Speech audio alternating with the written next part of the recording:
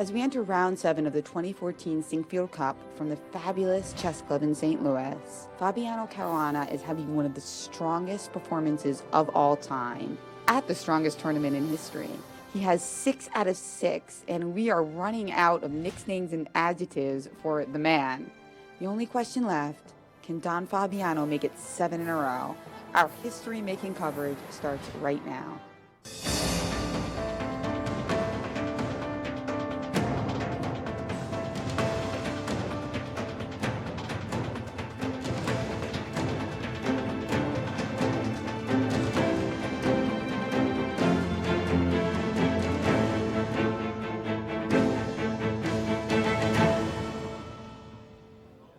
Hello and welcome to Day 7 of the Sinquefield Cup. It is another gorgeous day in St. Louis here at the Central West End neighborhood where all eyes are on the Chess Club of St. Louis, ready to see if Fabiano Caruana will deliver another historic day. So let's head inside and get the action started.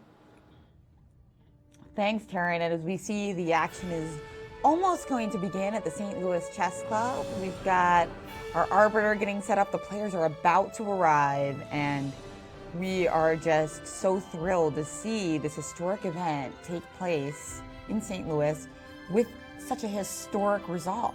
Fabiano Caruana shocking everyone in this tournament, and people will be talking about this tournament forever. Absolutely, Jen. Absolutely. I'm Jennifer Shahade. I'm here with Grandmaster Yasser Seirawan. It's round 7.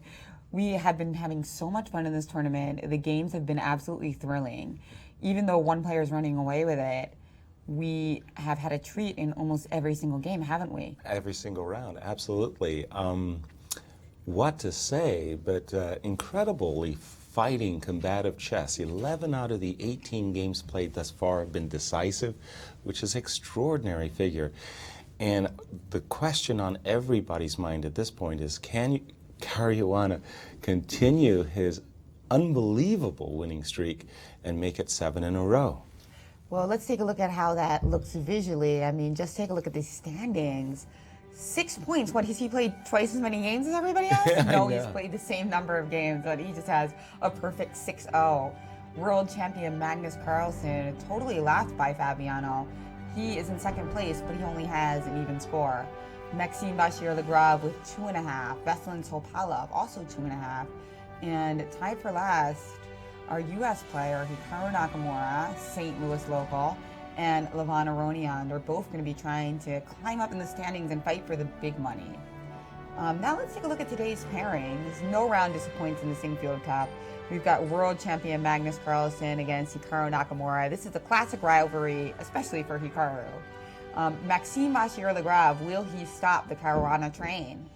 And Topalov versus Aronian, always interesting when Topalov is white. Maurice, do you think this is a day that Fabiano will finally be stopped? Well, I certainly am not betting any money on stopping the Caruana Express. This kid has been playing fabulous chess throughout the entire tournament, every single game better than the last. But this matchup should be a challenge for him. He's going to play against Maxime Vachier-Lagrave, a newcomer to the top 10, another young player who's extremely well prepared in the openings. That should pose a challenge for him. In their head-to-head matchups, they're 1-1 against each other. Caruana getting his revenge right here at the Sinquefield Cup. So they should have a real knockdown, drag-out battle, considering somebody wants to break the tie. Another intriguing matchup, as you mentioned, Jen, is between Magnus Carlsen and Hikaru Nakamura. This one people call a rivalry, but when you look at the numbers, man, it's hard to call it a rivalry when one guy keeps hitting the other guy in the face. And that's what this is, 10-0. Hikaru Nakamura needing to get off the schneid and prove that he can also fight for the #1 spot in the world at some point in his career. He'll have a real challenge on his hand against Magnus Carlsen. But the whole tournament is about this dude, Fabiano Caruana, 22 years old, the youngest player in the tournament, a hefty 2830 rating, now #2 in the live ranking. When I asked Magnus Carlsen, if he thought that Caruana was going to win today, he said, no way. Vachier-Lagrave plays much too solidly and will play solidly with the white pieces. I think he's probably the only one who thinks that of the entire audience. We all think it's Caruana, Caruana, Caruana. Guys? Thank you, Maurice. The players are sleeping in a little bit today, aren't Yeah, they? a Usually little we late start. expect them to be here now. And MVL especially, because he's the usually number one. He's usually getting at the board early, but he's not here early today. That's right. So what are you expecting today in the openings, Yasser? Well, What do you first- think Carlsen's going to try? Yeah, okay, well, I had my mindset on the game between Maxine and Fabiana, and as Maurice And was here saying, he is. Hikaru Nakamura entering. And as Maurice was saying, although they have a 1-1 result, in fact, they're very familiar with each other, MVL and Caruana. They've actually played 12 games, 10 games were drawn. So they have had a very good measure of one another, and they know each other very well. MVL, considering what Caruana has done so far in the tournament, I think he's going to go for 1E to E4. He's going to play a very sharp line. Either everything comes off and it's a draw, or he just hopes to catch Caruana in opening preparation. Fabiana's opening preparation for this event has been nothing short of spectacular. That's right, and especially against MVL himself, where In their first Caruana, game. yeah, that's right, that was a Carol Khan, and Fabiano was white. He wasn't even expecting the Carol, and he still found a novelty against MVL. Exactly. Of course, he had analyzed it previously, but For a he previous recalled opponent. it very, very quickly, just And- like yesterday. Exactly, yeah. So I'm expecting a thrilling round all across the board. E4, my prediction for that game. In the game between Magnus Carlsen and Hikaru Nakamura, I do expect that although he's played poorly, or his results at least have been poor, with the white pieces, Magnus, I'm expecting a D4 by him. Now, Maxime Vachier-Lagrave has played D4 against Fabiano Caruana in the past, in the World Cup match that they had. But you think he's going to switch it up today? I do. And I see the game between Veselin Topalov and Levon Aronian as also a very hard one to call. It just depends upon how Topalov is feeling, but if he plays E4, we'll see a classical, pardon me, a classical king pawn defense, and I just don't know if Veselin has prepared well enough for an E4, E5, in which case we might see a Slav. Now, I did toss out a trivia question to my Twitter followers using the hashtag SyncCup.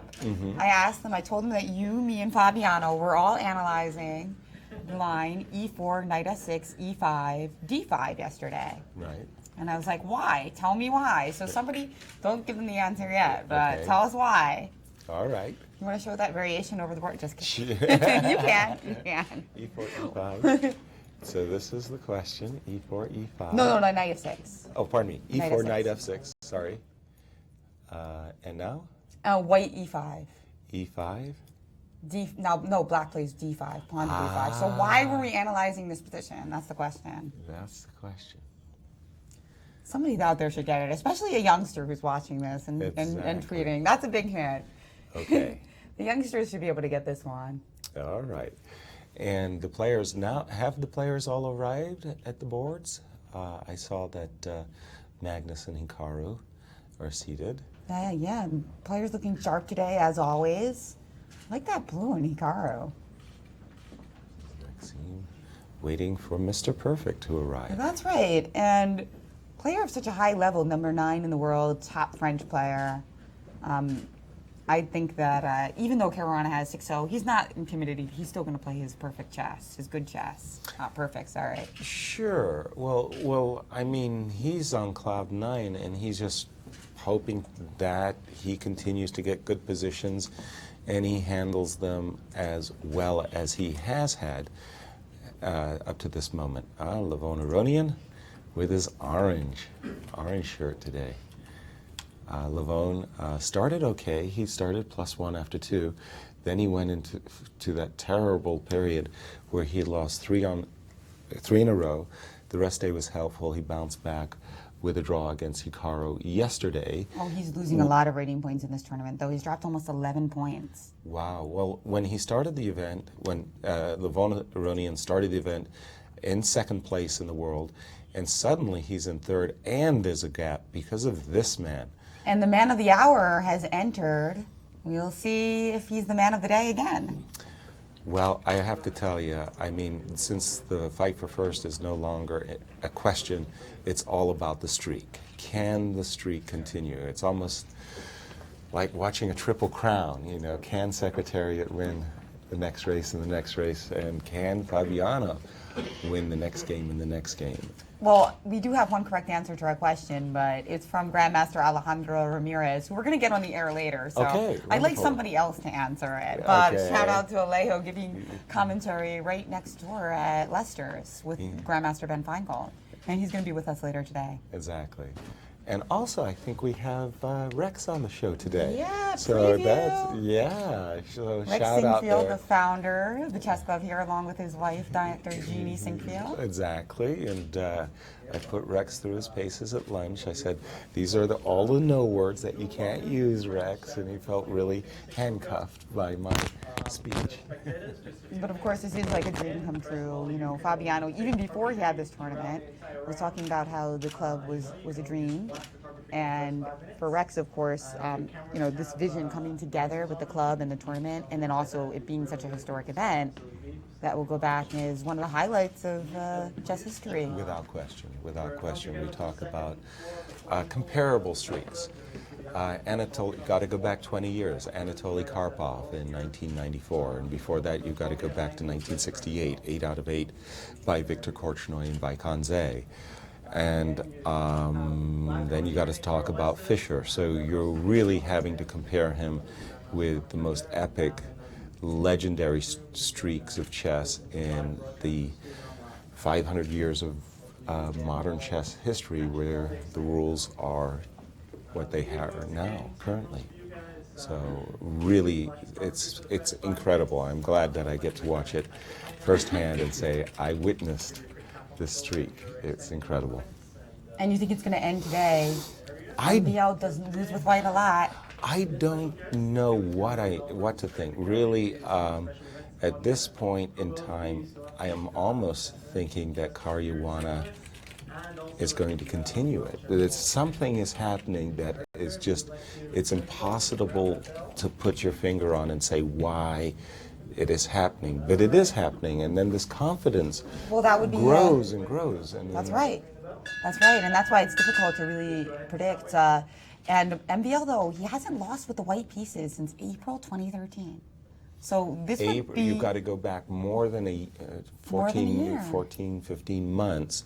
He's that solid with white. So... Wow, that's a pretty impressive... And you were wrong. I was wrong. For the first time ever, Maxim Vachier-Legrave did play D4. D4 and by Max. we actually have a round of D4s. So we've been seeing a lot of E4s, a lot of double king pawn and Sicilians, a little bit more than we would normally see proportionally at this level. But today, we're back to the queen pawn openings. Right. Now, Maxime has played Grunfeld defense his whole career, and so has Fabiano Caruana. So Max, when he played D4, probably was expecting a Grunfeld, and instead we have a classical Queen's Gambit declined, and I think we're going to see the Armenian variation with Bishop E7. Let me just update my board. We don't have moves yet, but I thought I saw Knight C3. I thought I saw Knight C3 on the webcam, and I thought I saw Bishop E7. I do see Bishop E7, and I do see Knight C3. Okay, so the idea here behind the move Bishop E7 is to encourage White to play the move Knight F3 before developing with Knight F6. So a little subtle move order. The only way to really take advantage of this move Bishop E7 is by playing Bishop F4, Knight F6, E3. The difference is that in this case, when Black plays C7, C5, he's first played Bishop F8 to E7, take C5. So you want to make sure that Black loses the tempo when that happens. But I don't know yet. We're still waiting for Maxine to make his fourth move, going around the horn. Interesting in the Hikaru game, Magnus Carlsen has essayed 1 d4, classical queen pawn opening, and we see the Slav defense. That's this move c7, c6. Knight c3 by Magnus Carlsen, and a move that Hikaru has experimented with, but it's a very risky move. d5 takes c4, and there's a very complex line that begins e2, e4, with the idea of bishop takes c4, and if black tries to maintain the pawn, a2, a4, and again, a very, very complicated line of play that Hikaru has played recently against Shak Mamidarov, I believe, at the last round, the medal round in Tromsø. Which was not a pleasant memory for him. Not a pleasant memory. And also in the World Blitz Championships that occurred earlier this year in the United Arab Emirates, we saw that Hikaru was playing d takes c4, so not a surprise, but a very risky decision by Hikaru. Well, he did play a Slav against Carlsen and Nagashima Memorial as well, but that was a much quieter line. Right, but where knight e3 f6, and knight f3. Yes, were played. And Hikaru did lose that game. In fact, Yes. he lost both games against Carlsen in that tournament. In fact, Memorial he seems to do the best against Carlsen right here in St. Louis. He hasn't lost a game to him in St. Louis. So Nakamura not losing a game to Carlsen in St. Louis, can he keep that record up? Let's hope so. Because for for him, American that's a good fans. thing. You know, Yeah. one interesting thing about Nakamura, now that in this tournament, Fabiano Caruana is cementing himself as the #2 player, at least lately, Hikaru's been doing terribly against Levon and Magnus. Right. So at least now he can say, you know, I do pretty well against one of the top 2. Wow. Right? Well, I mean, that's not what he was aspiring for when he came to the tournament. No. Without doubt, everybody in the back of their minds were hoping for an outstanding performance, Hikaru especially so. Hikaru is doing a little trash talking about, you know, like how he's his closest rival to Magnus and so on, which I personally love. I thought that was really great by Hikaru to throw some controversy out there.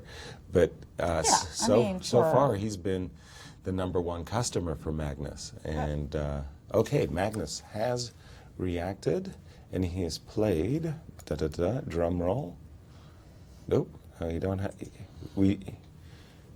he's played e2, e3, by the way, Magnus has. And b7, b5 came in an instant by Hikaru.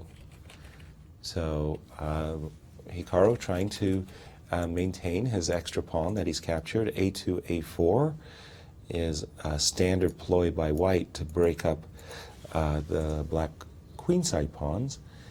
And let's see, do we have another move? Another move. So to recap that game that you were referring to in the Olympiad, Yes. went in the same fashion, and after 4b5, we saw a4. Has Magnus played that move yet? He has. He has. And then after b4, knight e4. So they are following line instead of the other possibilities here. He's played knight e4. Yes. Knight e2, knight b1 has been seen Yes. also in Grandmaster practice, but knight e4. So copying that unpleasant memory for Nakamura. Right. And that game continued. Against Shak Mamidarov, yes. That's right, in the last round of the Tromsø Olympiad. And that game also continued queen d5. Right. Which simultaneously attacks the knight on e4 while defending the pawn on d5. That's right, and the game in the Olympiad followed knight to d2, c3. Knight to d2, putting pressure on the c4 pawn, encouraging its advance. And then knight d to f3 occurred here. Okay. And Nakamura played queen a5. Also keeping an eye on the c3 pawn while eyeballing white's king. Bishop d3. No, actually knight e5. Knight e5. All right. So we'll see how far along these lines the two players follow that game.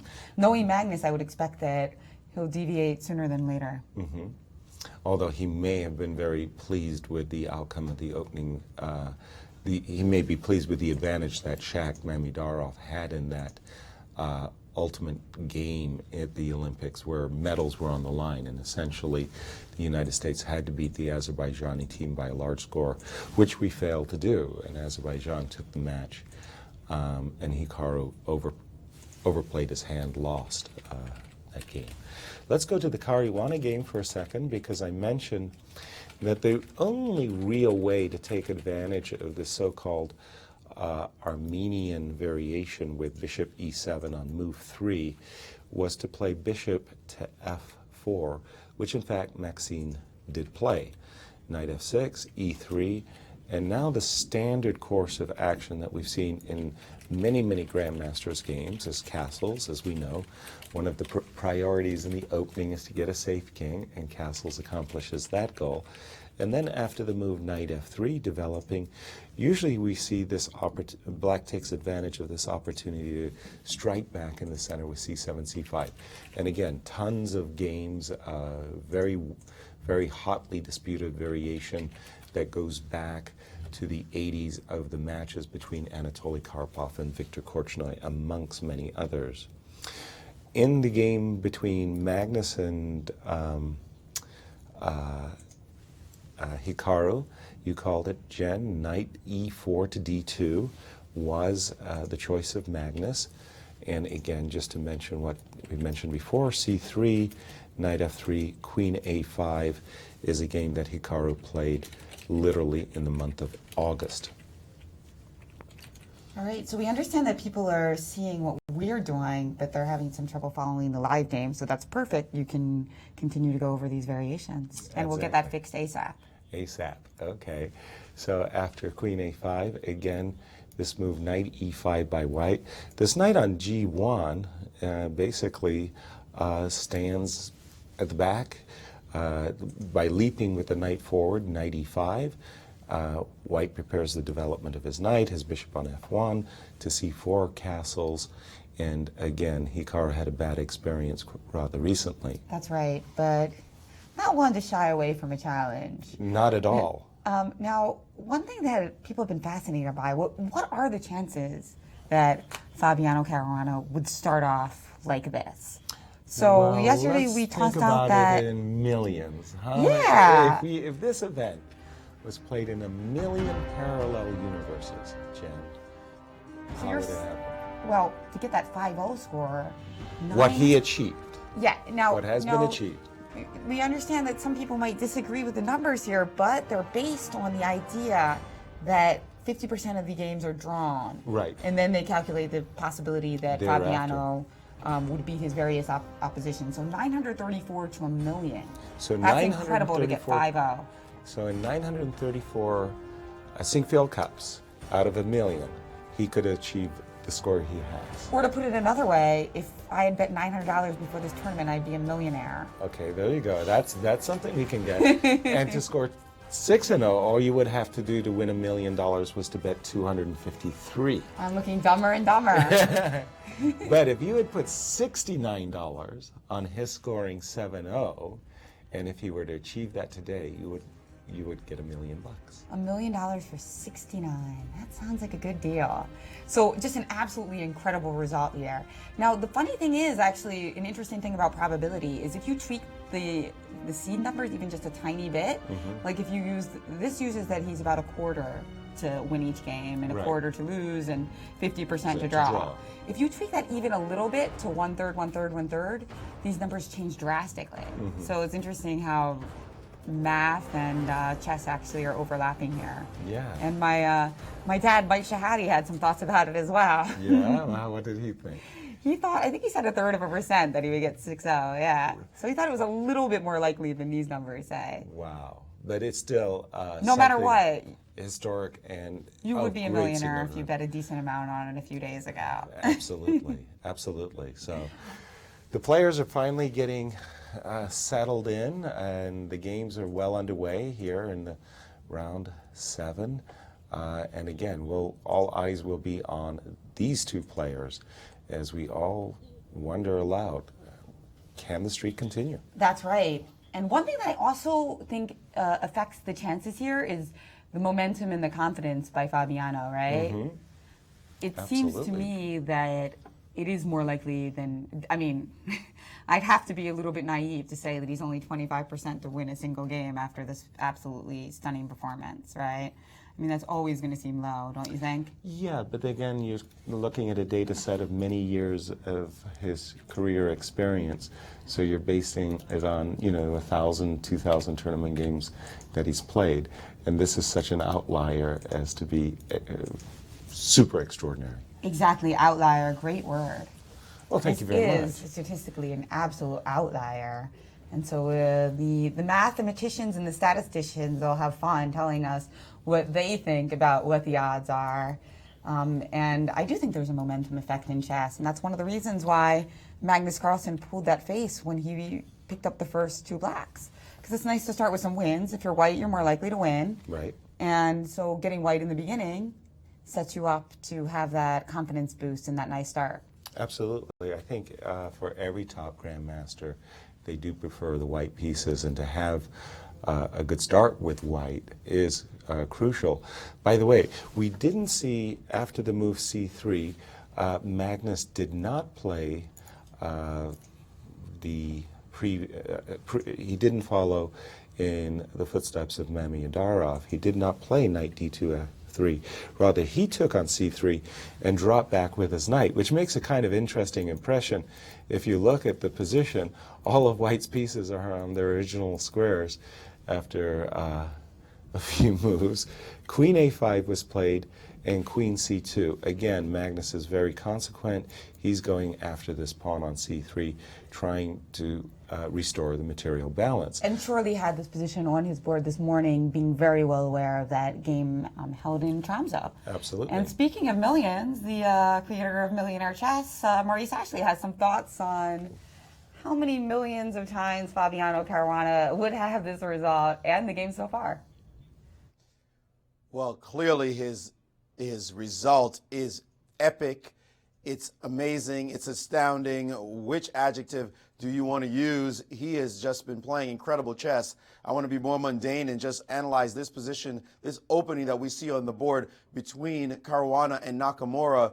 You mentioned that game, of course, in Tromsø that Nakamura lost. Carlsen is not one to necessarily follow in other people's footsteps, and so he decided to change lines here and go his own way. In this moment, the critical moment after c3, he took on c3 instead of playing knight to f3 and then b takes c3 and this move knight to b1. This has been tried a few times before, queen a5 and queen c2. But if you look at the database, the top 6 games in the line show 5 draws and 1 win for black. So you have to wonder what the world champion saw in this position that he likes. Of course, it was not a world champion who played the position with the white pieces. So here he is looking at it and saying, you know what? I like this position. Let's test this guy. He knows all the other lines. No question Nakamura has prepared all the other stuff. But now it looks like he's already thinking on his own, wondering, why are we here? And he looks like he's reaching, but he's done that a couple of times already with some uncertainty. That look is someone who's trying to remember his analysis, and never a good place to be if one side absolutely knows where he's going and you're sitting there trying to remember, what should I do here? A position that he did not consider that critical for him. So maybe it's already advantage Carlsen, at least psychologically, starting off the game this early. Guys? Thank you, Maurice. Yeah, so this is a lesser side variation. And again, if Magnus had come to the game anticipating this exact position on his study table at home and was able to work with some chess engines and get a very good feel for this position, he will have won the opening battle. That's right. So definitely reads to be an interesting struggle. Meanwhile, let's take a look over at Topalev's game against Levan Aronian. Now, I will reveal the answer to the puzzle from earlier. The e4, knight f6, e5, d5 opening is considered to be a very viable line for black in Bughouse. Absolutely. So it's a viable defense against e4. You just sacrifice the knight immediately. Right. And Levan Aronian, who is considered one of the best Bughouse players in the world, if not the best. I mean, obviously, one of the best. He doesn't get maybe the best. Do you think he's the best? No. You are the best. Thank you. I love Bughouse. I live for Bughouse chess. Yeah, we were setting up some matches yesterday. Yeah. And We're thinking what to do on one of our free days, although we've always thinking of what to do on our free I days, thought you were aren't we? more of like a strategic positional player, so Bughouse is all tactics, right? Absolutely. Bughouse is all tactics. Oh, defense also. You need to like create your little fortress. Right, right. And, well, I just enjoy it so much in the chess camps that I've had, Scholastics camps. The kids absolutely go crazy for Bughouse. All I have to do is say, okay, lesson's over, let's play Bughouse, and I'm considered the greatest chess teacher of all time. Indeed, indeed. So that defense, sacrificing a piece for a pawn, but getting a safe king, is a viable option. And Fabiano was actually saying that he had trouble with that when Levon played against him. So you know you're having a good tournament when you spend dinner thinking about how to beat somebody's Bughouse opening. Exactly. Because you got the 100K in the bag. Exactly. We can turn our attention to higher pursuits. Speaking of the game between Vesel and Topalov, we've had quite a number of moves. Again, Levon Aronian is really known as a Queen's Gambit declined. That's his primary defense. He hasn't shied away from it. And Knight BD7 is a move order that I've actually favored in my games. G2, G3, this is considered a highly ambitious move by White in this particular opening. This tension, Black is really seeking just to play D5 takes C4 and hang on to that pawn as best he can. Similar to the game of Magnus Carlsen, where Black takes his pawn on C4. But the difference is that once this bishop goes to G2, White's going to have an awkward time recapturing this pawn. Levon said, thank you very much. I will take this pawn. What do you have in mind? Bishop G2, Rook B8, a very simple idea. First of all, with the move Rook B8, you're ready to play B7, B5, which protects the pawn on C4, and also, quite importantly, for many tactical variations, the rook is cleared off this open diagonal and doesn't get ambushed by a sudden jump by the knight in the center. Well, Topalov said, no, I don't want you playing B5, which would allow you to maintain this pawn on C4. I'm going to play A4. And now a little bit of a twist, a bit of a surprise, this move, Bishop B4. More often, I think, in this particular position, is seeing the move A7, A6, intending the move B5 anyway, and in case A5, B5, you see this type of a tactic by White where White picks up the tempo against the rook.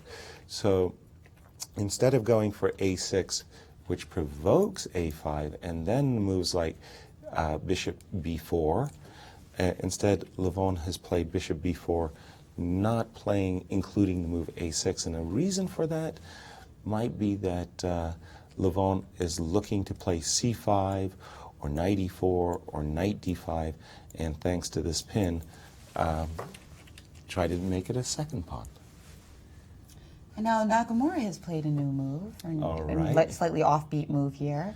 So instead of the more common Knight A6 or Knight F6, he just played E5, striking out in the center immediately. And you notice that bishop on F8 now coming to life, so that if oops, blunder. Blunder alert, queen is pinned in an absolute pin. That costs White. But after the move E7, E5, because I was considering that as well, takes, you don't want to take this pawn and just give this really juicy tempo to your opponent. So I'm assuming that Hikaru's intention is to play something like Knight D7 here, so that he could recapture this pawn on E5 with his knight. But it does make the move E5, E6 tempting to break up Black's pawn structure even more. Well, how about Bishop B4 right away? Okay, Bishop B, not Knight D7, Bishop B4 right away. All right. And let's say, boom, boom, boom, boom. Let me throw something out there. Let's toss Bishop C4 into the mix. So you're going to try to play. I'm angling for E5, E6 at some point anyway. Precisely. That's exactly what I'm doing. I'm angling for E5, E6. I'm hoping that I'll be able to pick up this pawn on C3 with the maneuver Knight E2 followed by Knight takes C3. And I'm wondering if I can ever stick a move like bishop f5 in, so I'm going to try to threaten that. I think right away it doesn't really do a heck of a lot, because you can simply take, and then after... Well, you want to get in that c2... After c2, you can play knight d2. Exactly. You want to get in this c2 with a beautiful check. Unfortunately, that is the solution. You can block the check. When I play the move, when I play either knight h6 or knight e7, I'm aiming to play bishop f5 next. Right. And in this case, your bishop will be protected, but I can also make a similar idea of e4, and still bishop takes e4 is not in the cards. Still bishop takes e4 doesn't work, indeed. Right. So here, though, maybe you should, maybe you should just challenge me and play for fast development with knight d7, and in case of e6, well, just take it. Now we're having fun, knight right. e5, yeah. And now you're getting some action that maybe is undeserved. All right, so perhaps we'll see this game blow up. We'd love to see that between these two young fighters. foes. Yeah, Yes. great fighters. Maurice, your thoughts? Well, it's highly likely we won't see this game blow up, because Hikaru's last move, e5, is one of the rare moves in this position. The typical move was knight to a6. e5 has been played only twice at the lower level, and the best move the computers give immediately: just develop your piece, knight to f3, and that is exactly what Carlsen did in this position. Knight f3, not worrying about anything. What's interesting about this position is one of those rare positions. We've seen 11 moves played in a Grandmaster game, and only 2 pieces developed for white, the queen and the knight on f3, and 1 for black, the queen on a5. Yasser, how often have you ever seen that happen? I mean, I can't think of any positions that could possibly happen. All those knight moves that white did to get the knight back on b1, that was already a weird circuit that knight went on. Black's queen moving so often, 11 moves in, and all those pawn moves. But knight to f3, very solid move, and it looks as though, according to the engines, white already has a slight edge with this very solid move. White will pick up this pawn sooner or later. His development is ahead of black slightly, and it seems as though the edge is slight, but it's there. And we have to wonder why Hikaru eschewed the knight to a6 variation and play this move e5, which seems to promise white an edge. Guys? Thank you, Maurice. I agree.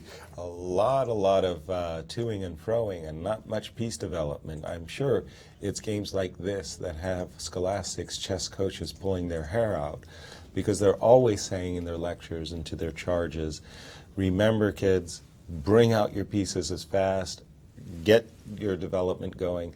And here, two of the top grandmasters in the world are violating this cardinal rule that we like to inculcate all of our children with. But there you have it, knight f3, and why Hikaru played e5 when knight a6 is such a compelling move. A moment ago, Jen, you were talking about this queen on c2 and what an annoying blockader it is, not allowing you to play c4, c3.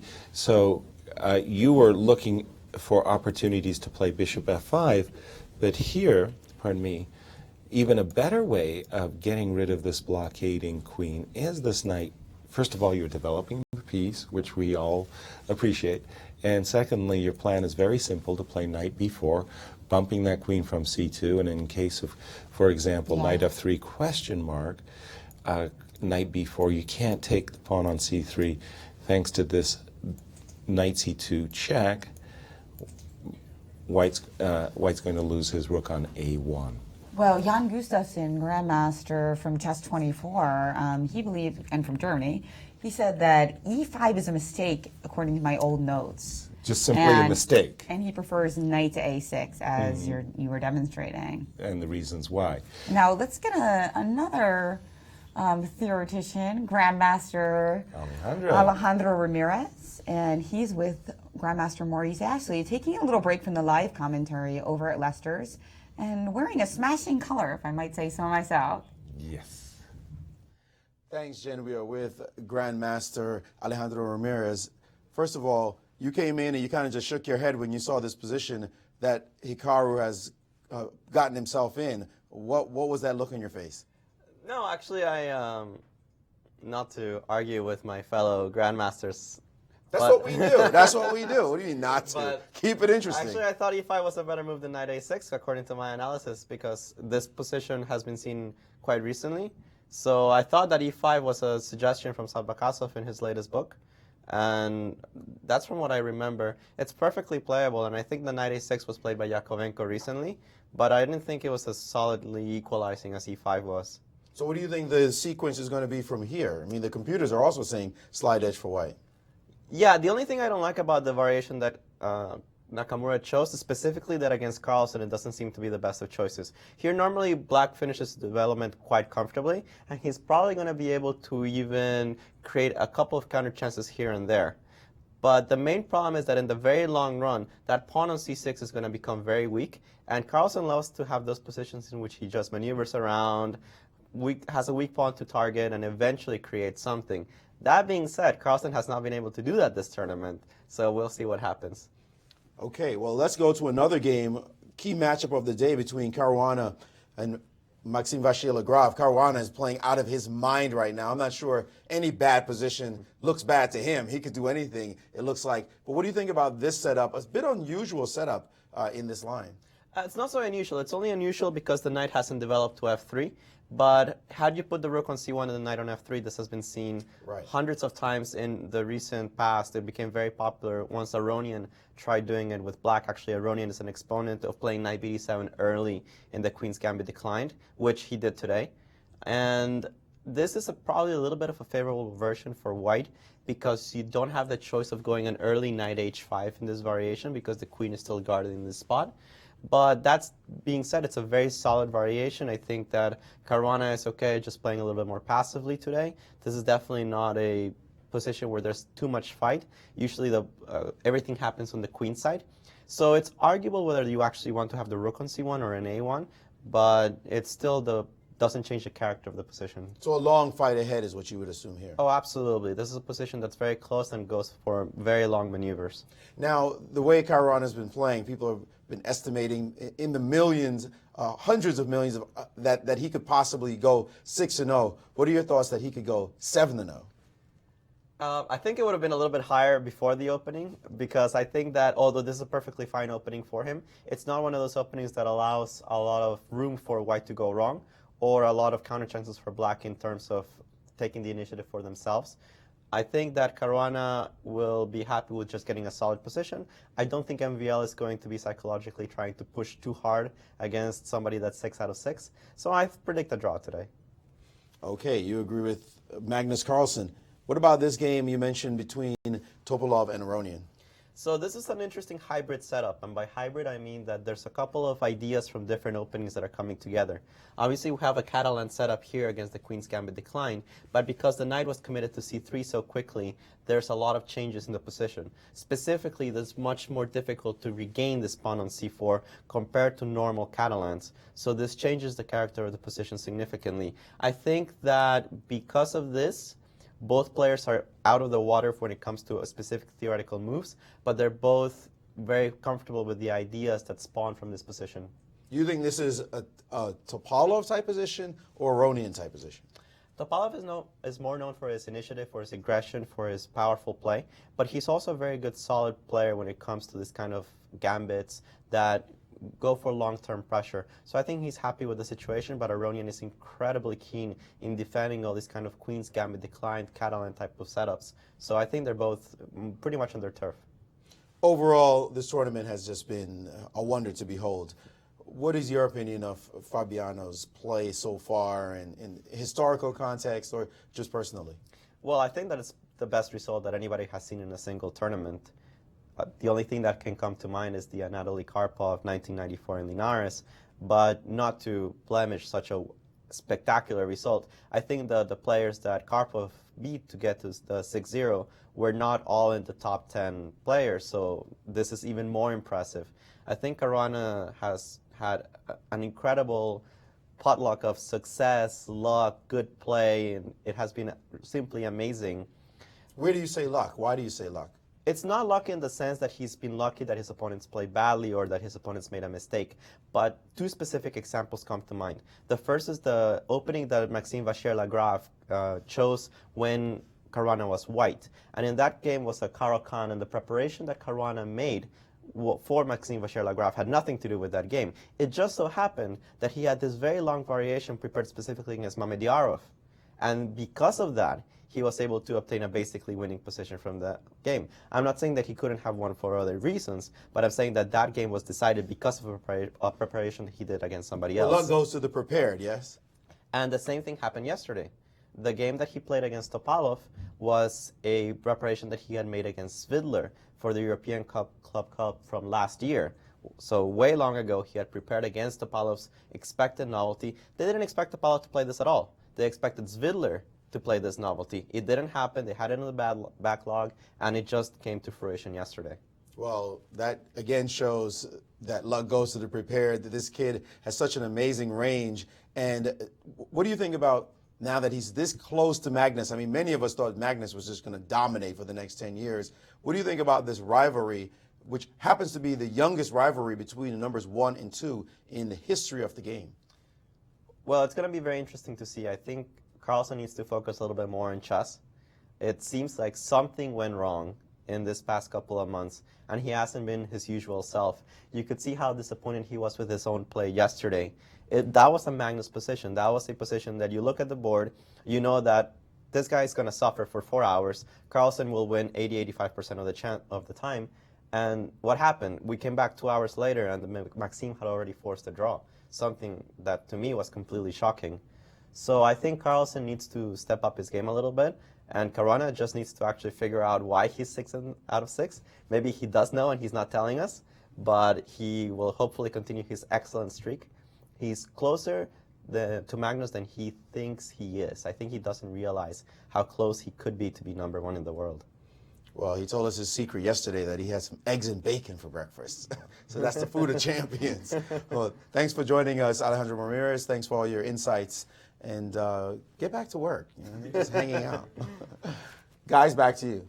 Thank you, Alejandro. Thank you, Maurice. How sweet it must be to be Peter Swidler today, knowing that the preparation that was made for you, you don't have to fall for it anymore. Now that we know what Caruana prepared. Yeah, sure. I do think that, you know, there's a lot of questions.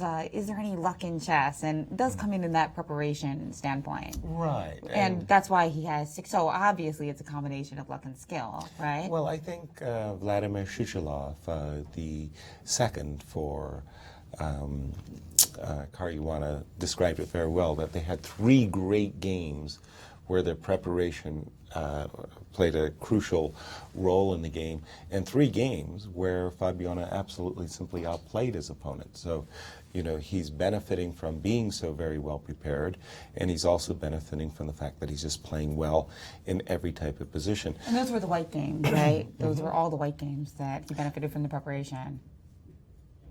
All the white games. The Ronion games, the Maxime Vachier-Lagrave, and the Topalov. And the Topalov game. So those were the 3 games, yes. And then the game he won against Magnus Carlsen, where he faced the bishop takes f7 check sacrifice. That was just great defense and turning it into an initiative, an eventual victory, and then simply outplaying Hikaru. Today he has a cramped position, and I do like this move that Fabian has played. In a cramped position, one of the things that the player who has less space should be trying to achieve is the trade of pieces. So Fabiano played the move knight on f6 to e4, jumping with his knight in the center, hoping that after a trade on e4, so let me just put that on the board, that he will be able to eventually maneuver this knight to f6, this knight to d5, and bring out these pieces.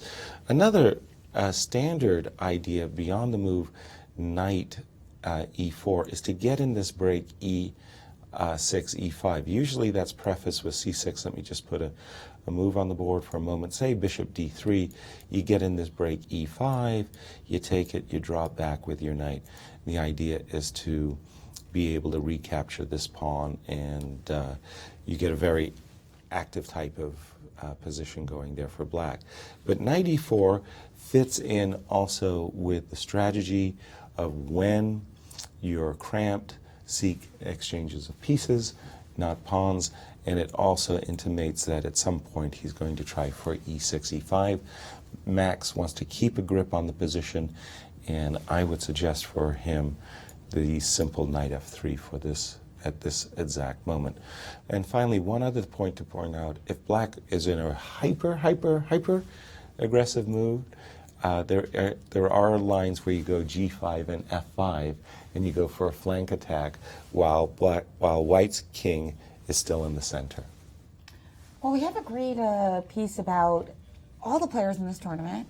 Okay. And how important the Sinquefield Cup is to them. All right.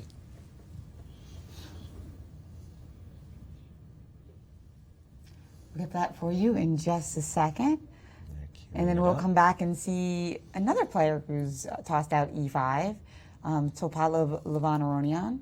So we're kind of having thematic days today, right? Right. We got all e4s yesterday, and today we have all d4s. All right. And here's the piece.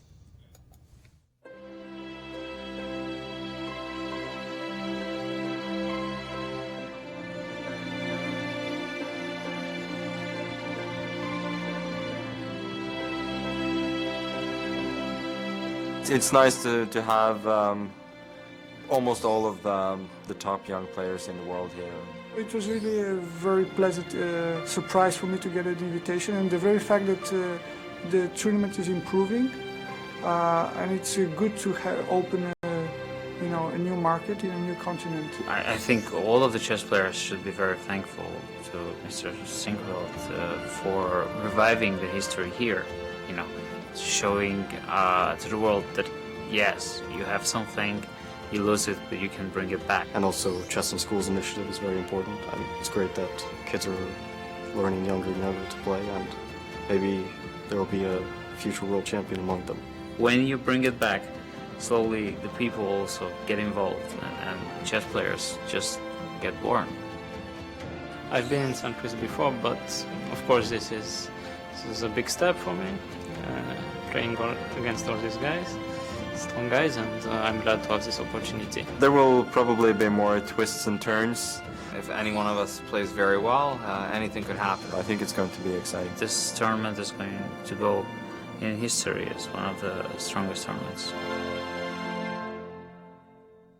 That's right, and little could we have known how historic this event indeed would be. And Grandmaster Levanaronian, I'm a big fan of history and culture in general, and he was actually talking, when he said bringing it back, he was hearkening back to 1886. And when St. Louis actually played host to the original World Championship between Wilhelm Steinitz and Blackburn, I believe 1886 was it? Zukertort Steinitz. Zukertort, not Blackburn, but Zukertort's 1886, correct? Yes, and held in New York, St. Louis, and New Orleans. Where in St. Louis, by the way? Are we anywhere close to where that match was played? I'll get back to you on that. But yeah, it was actually on the front page of the paper, which is interesting because... Is it a landmark, I mean? Is there a plaque to commemorate?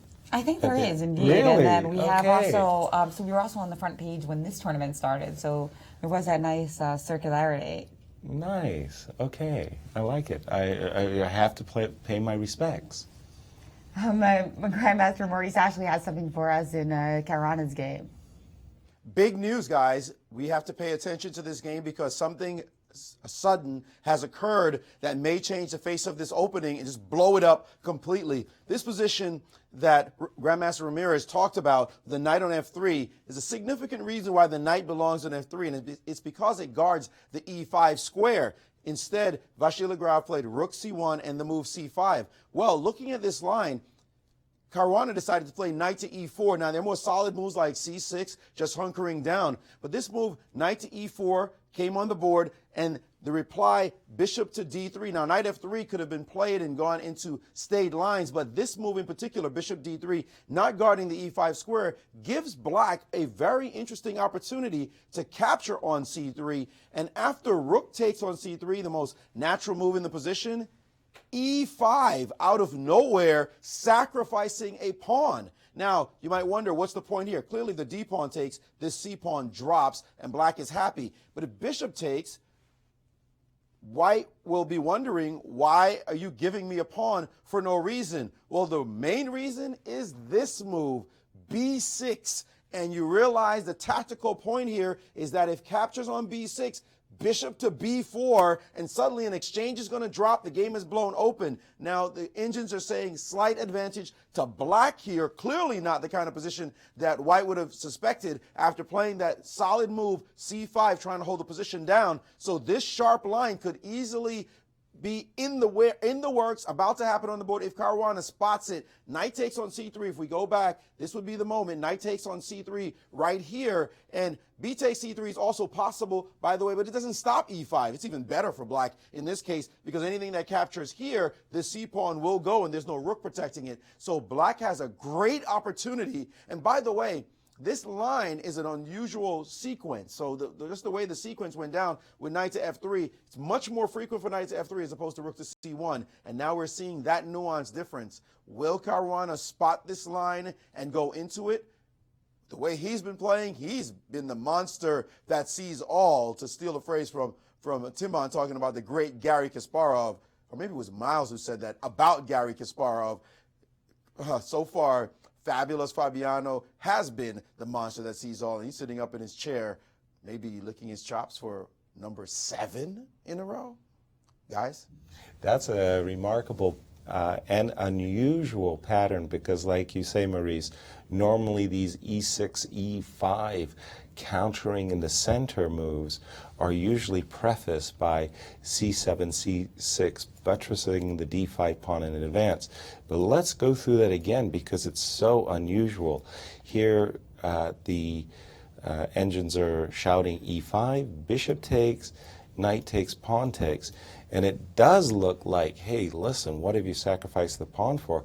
I thought you were going to follow it with d4, but I realized that the queen is unprotected and falls victim for the millionth time to bishop takes h7 check, and you grab the queen. So this move b7, b6 is quite unusual, but you didn't continue with what I thought was a natural move b4. I'm assuming a5, a3, takes. The engines have something in mind exactly in this position to compensate or counter for the pawn. I suspect it might be with something like f7, f6, or is there another move? It looks, I think we might have some moves in that game coming up. Okay. But what about c6 and trying to get queen a5 in?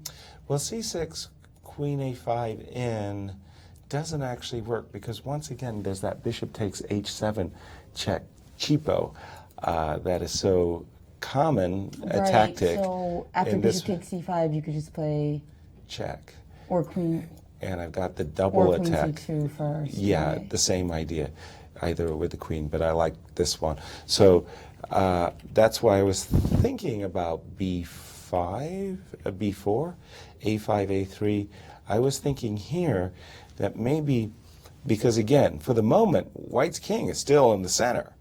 And wouldn't it be sweet if black could play rook a1, but to do that you need to have your bishop. Well, how about, okay, so same kind of f6. idea of playing rook a5. You just feel that bishop h7 will always be in the position. Precisely. But I think maybe f6 is a very strong move. For example, if you play knight f3, bishop pops out to g4. What black is trying to do is encourage this trade where he's eyeballing that a1 square and maybe taking over the initiative a little bit early, especially once as for compensation for the pawn, white's king is still in the center. So f6, knight f3, takes on e5 might be the way to go. And in case of takes, now bishop f6, and that's an unpleasant pin. So I think this is what the computer has in mind, that at the end of the day, he's developed his rook for free, and white's pieces are not very comfortable here. Now we've got an interesting development in Carlsen Nakamura as well. Okay, what has happened and that other marquee matchup. So after knight e5, we're seeing this move knight a6 by Hikaru. Now this is quite a sacrifice. We were looking at the variations with knight a6 before e5. Right. With the strong threat of knight to b4. Right. But here I'm just wondering, how strong is the knight b4 threat? So for example, suppose white captures and you play knight b4, which is, I assume, the idea behind bringing the knight to attack white's queen. So And now you're going to play queen b3 instead of playing queen takes c3, falling into knight c2 check. Correct. And I want to threaten hockey. Well, it's not checkmate, but I certainly want to threaten queen takes f7. I'm assuming bishop e6. Bishop e6, bishop c4. Now you got some cheapos in mind with rook b8, keeping in mind that c3, c2 doesn't really go anywhere after knight d2, or for that matter, knight c3. So rook b8 is going to be met by castles. If you trade, I don't think you have the time to go knight c2 check, because again, there'll be counter threats against f7 and c6. There's also d7 hanging in that variation as well. The d7 squared for checkmate. So I'm wondering what Hikaru has in mind after knight e5. It's not intuitively obvious to me. Well, even in that variation after queen b3, bishop e6, bishop c4, so suppose we take and play queen d5 or something. Right, maybe shifting slightly. So I'm hitting g2 is my idea. As well as c2 now. Exactly. So well, remember when Alejandro came on the air and said he was a little bit doubtful about Hikaru's choice, because in the long run, long run, the c6 pawn might be weak. I think this is the kind of position Alejandro had in mind as a warning sign.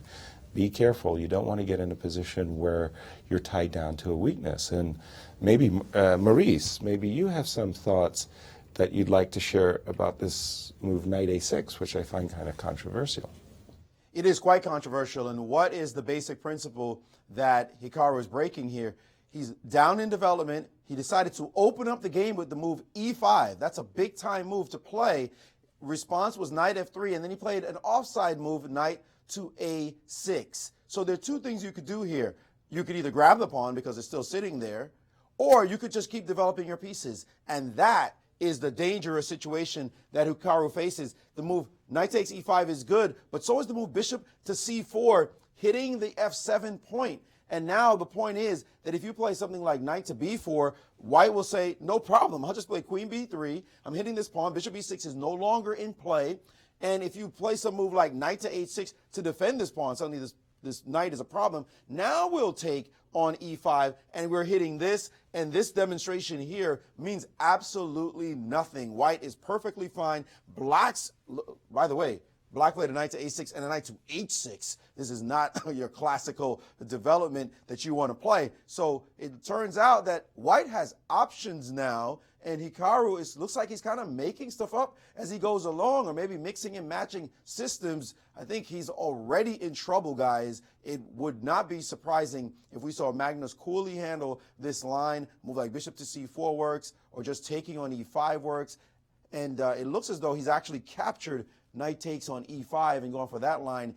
Either way is very strong for him. He's gotten his pawn back, and now black has the c3 pawn that he better not lose, because he'll actually lose it and be down a pawn. So a problem position for Nakamura already after only 14 moves. Sorry, it's not 14 moves. It's 12 moves. After only 12 moves in the game, not looking good for him. And by the way, Caruana did not play that scintillating line which takes on e3. He played f5, which I guess shows he's only human. Well, thank you, Maurice, for both. I agree. Knight takes e5 was my first thought, but as you were showing and demonstrating lines with bishop c4, I was kind of thrown back to my old days, e4 days, where I liked playing the Italian opening and going after the f7 pawn. So bishop c4, I think, was actually stronger. Knight takes e5. It really strikes me. Alejandro talked about a hybrid. a kind of a mixing and matching of variations, but he was using that to describe the game of Vesel and Topalov. In this game, it just looks like Hikaru has mixed and matched badly. Yeah, I mean, if he doesn't play knight b4, then white is there's no justification for the move knight a6 and have a great position and end up up a pawn. Absolutely, knight So- c4, knight c3, bishop c4, all of these. Castles. Yeah, Once all we of these castle, moves. we're home free. So we have to think in terms of knight b4. Knight I mean, b4, it queen was d3, the line that we were just looking at. right. Indeed. So this all looks very forcing. Now, again, the threat on f7 compels this move, bishop e6. And if we were to get, I liked your move, by the way, Jen, queen d5. I actually thought, you know, is almost kind of forced, frankly, going after g2 and whatnot. But even if we do get But the this, problem is even after, you were mentioning that even after castles, queen c4, knight c4, knight c2, doesn't actually snare the rook. We have rook c2 and that old rook e2. exactly. I mean, you wouldn't be able to get a perpetual against the rook. Right. And here's another thought for you, too. How are you going to recapture the queen? If you recapture with the pawn, which is okay because you do have this sweet little juicy fork here, I've got just, let's say, king e2. And Magnus might say, well, it's not the c6 pawn that's weak, it's the c3 Although here, if I play pawn. knight c2, am I perping your rook? Hopefully not, because I wanted to go to a3 anyway. So you just kind So of, after, and in this position, your c3 I can't pawn is continue to hanging. check your rook. And meanwhile, but what other, let's see, and if I play c2, Well, I was thinking that you might want to go with rook c8 for just the moment, and my intention was to go rook a3. I want to provoke you, in fact, to play the move c2, and I'm hoping that I'm going to round up that cowboy one day by just saying knight c3, and this guy's going to be dead. I'm going to although play watch out a little bit, maybe I have some tactical ideas here. tactics for Jen. Because bishop takes a3 and rook takes c3 is in the position, so I'm looking at, no, I don't see anything. I was trying to move my knight away and then play bishop a3 and rook c3, but for instance, if I play knight d3, you can just take with the king. Precisely. And if I play knight, maybe I could try something like knight c6 and discoordinate you a little bit with the idea that if knight takes c6, I'm obviously going to take the rook And on a3 and not take the knight back. that's still not 100% clear, you know. because- Even the traps aren't working. That's usually a bad sign. Yeah, exactly. So we do have Taryn outside to Lovely. talk to us a little bit about the Scholastic mission of the St. Louis Chess Club, which even Fabiano Caruana, our leader here, was raving about. Recognizing it's important. Yeah, thank you, Jen. I'm actually whispering because the players are just a room away from me here at the chess club. But you've heard us refer to it as the chess club all week, but its real name is actually the Chess Club and Scholastic Center of St. Louis, because not only do they teach kids how to play chess through their youth programs, but also the life lessons and skills that can be acquired through the game. Okay, first of all, look for the castle. You never save it. Make sure you get in there. This is basically something that just relieves you, just quiet, calm times, like doing yoga. In school, I gotta think a step ahead, and in chess, I gotta think a step ahead. If I know that we having a test a certain day, I gotta study. So basically, that's like thinking a step ahead. I really think it just gets kids a chance to stop and think. You know, they're going to make a move, and there's going to be consequences from the next move. That obviously is what chess is, but it applies beyond that to life in a lot of different circumstances. Tied up now, though. Tied up. Welcome to St. Louis Language Immersion School. We've got a good group of students here. We actually run 8 classes a week here, and this is the kindergarten class. They can fully set up the chessboard and actually play. I'm impressed with the progress of the entire Scholastic program. We've got about 1,000 kids just this fall, and after 6 to 8 weeks of programming, every single student knows how to play chess and is ready and able to compete. Okay, my turn. I know it's been a long day. Your turn. Chess is the best thing I ever went to. I like to play chess, and the best valuable piece to me is the queen. Castle. A rook, it puts you forward in life.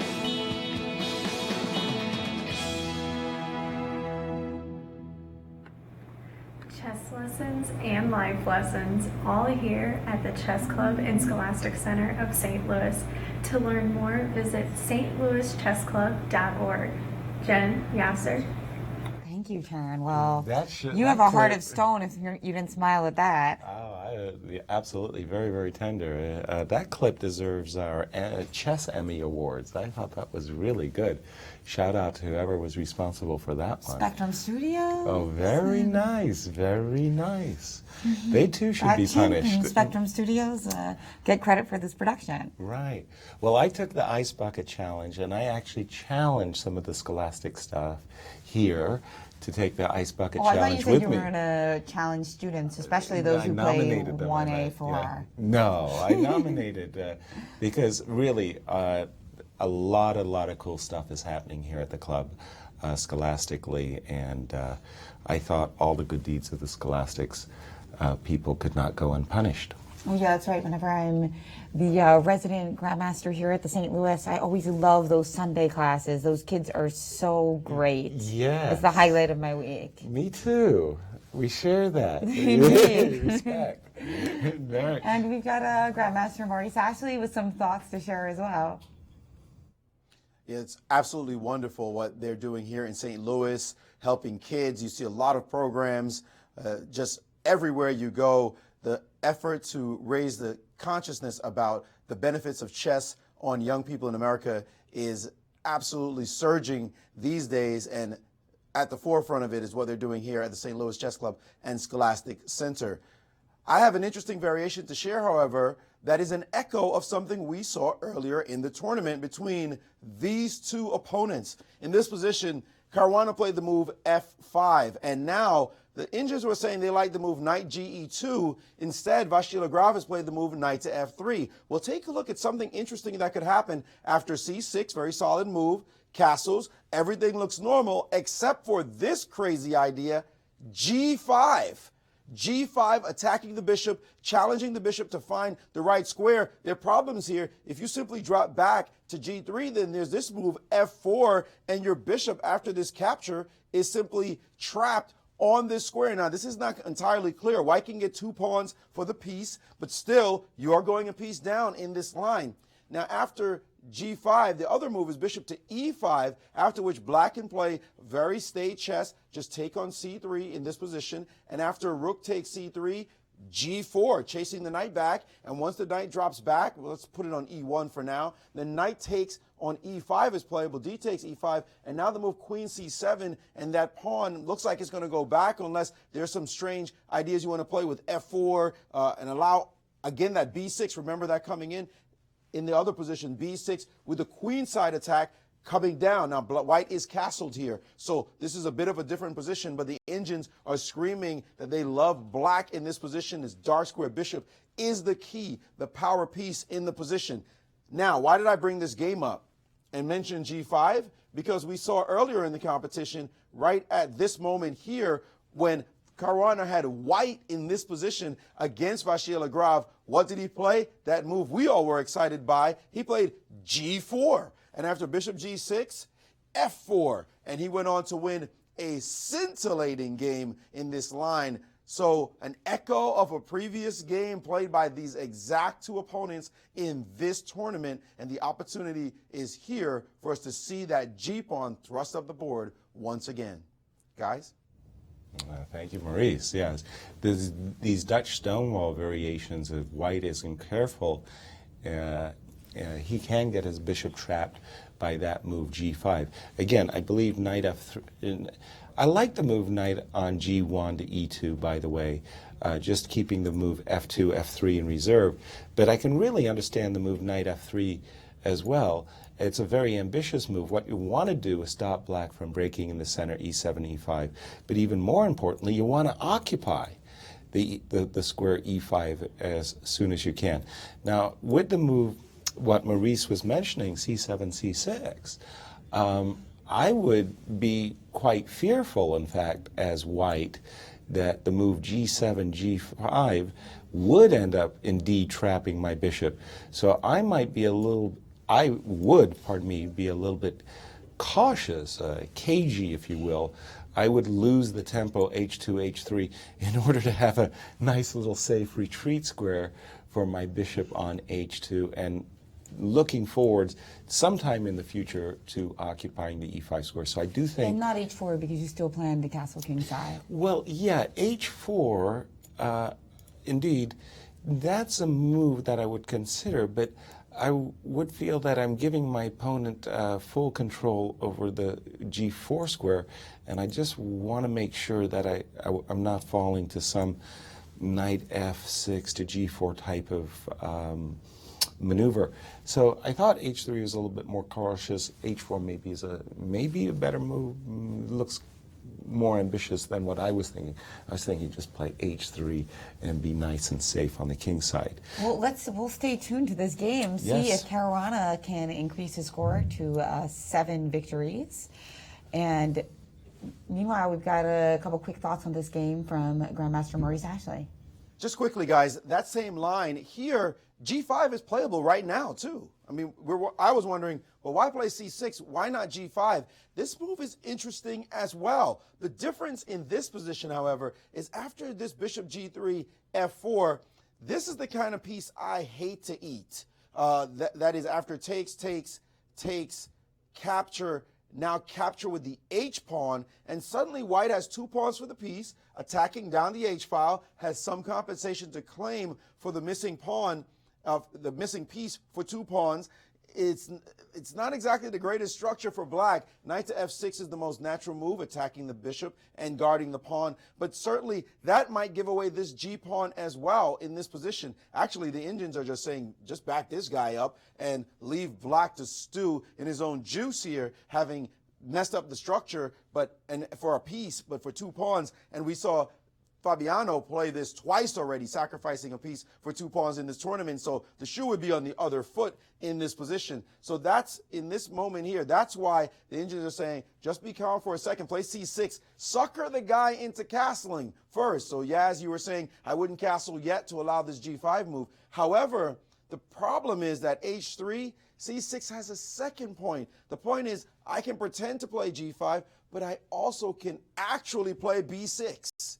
And the point now is that you don't have the move c6 to chase the knight. So this pawn move is a very multi-purpose move. It's a waiting move to see if you'll castle. If you do, then g5 is suddenly good because your rook is off the h-file. And if you don't, then b6 is in the position. So c6 is a world-beater move, I think, in this position. Very deep idea. We'll see if Fabiano finds the move in this position. Guys? Thank you again. Wow, things are heating up, and maybe the streak is still alive. Well, we'll at least be watching for that 7-0 streak. And we'll be with you for all the action today. And for our break, we do have a puzzle by Levon Aronian. So see if you can play like Levon. And we'll be right back for more from the 2014 Sinquefield Cup, a historical event, strongest ever, and one of the strongest results in history.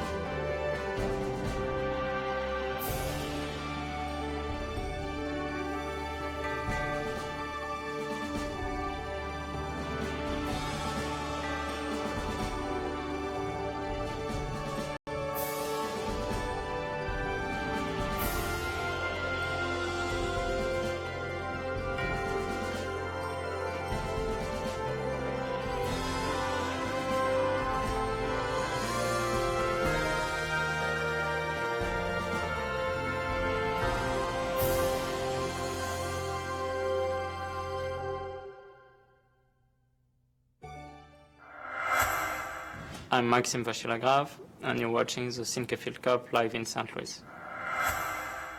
14 Sinquefield Cup here in St. Louis. I love that Maxime Vachier-Lagrave is playing here. He just has a great style. Check out some of his games. Grandmaster Ben Feingold is a big fan. Yes. I'm going to be seeing a lot of him this season. He's going to be at the Poker Stars Chess International in the Isle of Man. So in addition to sponsoring the U.S. Chess League, they're also doing a chess tournament in their headquarters in the Isle of Man. And by the way, once again, what are the dates for the Isle of Man poker chess event? The combined poker chess tournament is on October 3rd, so that should be really fun, where you determine how many chips you get in the poker tournament by how you do in the blitz. So you could lose all 5 games, but then win a couple coin flips in poker and still say that you beat Mickey Adams in a chess tournament. Gotcha. So you came ahead of Mickey Adams. But if you play in the blitz tournament and you win a lot of games, then you'll start the poker. Exactly. You start with more chips. chips. Exactly. So it should be a really interesting kind of hybrid. That's one of the issues, is that, you know, usually somebody wouldn't play against Mickey Adams and have any chance in a head-to-head competition. They wouldn't put any money on it. Exactly. Right. But here they're like, oh, I could win, and that's bragging rights. Well, we have the hybrid of boxing and chess. Oh, I love that. And that was started by an artist, actually. Really? That's what really intrigued me about that, because it's very popular, and it's kind of like this really outrageous, outlandish thing, and now there are different clubs all over the country. There's one in New York, one in LA, and it's very popular in Europe. Right. But actually it started as a conceptual art piece in Germany. Really? Which makes sense, because I think this kind of contrast between the boxing and the chess is really very visual, if you think about it. Oh, yeah. Kind of like Len Kaino's piece, The Burning Boars. Yeah. I like these visual depictions of chess because it really intrigues people who don't know that much about it. I just like the idea of a hybrid event where you're you combining can work out, different skills. Yeah. And you can lose weight. And everything. And let's take a look at Aronion's game. I know you guys at home were trying to solve that puzzle, and we're about to get that up. So meanwhile, let's catch up on that game. You were saying that you liked Vesselin's treatment of the opening. Well, it's actually, I think, turned out remarkably well for Vesselin. After this move, castles by Levon, knight d2, aiming for this pawn on c4, or aiming to recapture, and you can't defend the pawn with knight b6 because a5 simply chases the knight away. So what Levon did say, he said, well, since you're no longer defending the e5 square, I'll get in my center break, which means that I'll be able to develop this bishop on c8, which is currently passive. But Topalov said, fine, go ahead and do that. I've won back my pawn. And after knight c5, very nice, bishop f4. And he's got, in my opinion, at the moment, what appears to me, at least, is a kind of a dream Catalan position where these bishops on g2 and f4 are really attacking very concretely Black's position. I think Levon has some troubles here. Not a good position out of the opening for Levon, in the type of position that Topalov really enjoys playing. Let me just play one further move, by the way. Say knight e6, in case you wanted to defend this pawn on c7 while also counterattacking this bishop. That's what I was thinking about doing. Well, then bishop e3, and we have a change of direction, attacking the a7 pawn, because now the rook moved to b8, and I think that's a legitimate threat to simply capture that pawn, and it forces a reaction. A6. Right. So now after the move a7, a6, I challenge the open file, and it's not so easy. These bishops on both g2 as well as e3, looking down on the queen side. I like the outcome of this opening very much for white. In the other game between world champion Magnus Carlsen, Hikaru Nakamura has simply gone into a tank. And we don't like and Nakamura's. Look at the time difference right there. It says it all. Hikaru's mixed his opening plans very badly, and the computers as well as the people in the studio are here just thinking, Hikaru, what have you done, my friend? You are in trouble. That's right. So Hikaru Nakamura not matching up well against Magnus. Meanwhile, Maurice has the answer to the puzzle that you guys solved during our latest break, featuring Grandmaster Levon Aronian. a very nice puzzle for us. Simple, clean, straightforward. We appreciate it, Puzzle Meister, when these puzzles are the one you present. Well, this one is a chaotic position. You can see on the board that black is pinning this bishop. However, white is threatening to take on h5 with check and then pick off this rook. So black solved the problem quite nicely, starting with the move rook takes on h4 with check. Now it looks as though, first of all, bishop takes rook is unplayable because of queen takes with checkmate. So that would not work. However, white was hoping that after king to g3, this capture will still lead to rook takes on h5 with check, with some chances to confuse the issue. However, black woke him up in this position with a nice queen sacrifice, kind of structure you don't see every day. Queen takes check, pawn takes, and the harmony of rook and bishop working nicely together to produce a mate on g1. A scintillating finish by Levon Aronian. Unfortunately, he hasn't been able to play many of these in this competition. We'll see how he does in this game, as he has 3 more games to get a chance to sacrifice his queen as well. Guys? Thank you, Maurice. And of course, we have to keep an eye on our game of the day, because with first place basically sewn up by Fabiano Caruana, the only question that remains is how long can Mr. Perfect keep his streak alive. He did play the move c7, c6, cagily keeping this move g7, g5 in reserve, as well as b7, b6. And because of that line where we get our bishop trap, the line that Maurice pointed out earlier, g5 and f4, I'm thinking that white may have to just simply play knight e5 with the idea that any trades on the e5 square rescues our bishop. We no longer get ourselves trapped. If black is insistent upon the move g5, well, we have knight takes d7, bishop takes d7, bishop e5, and the danger has passed as far as white losing his bishop.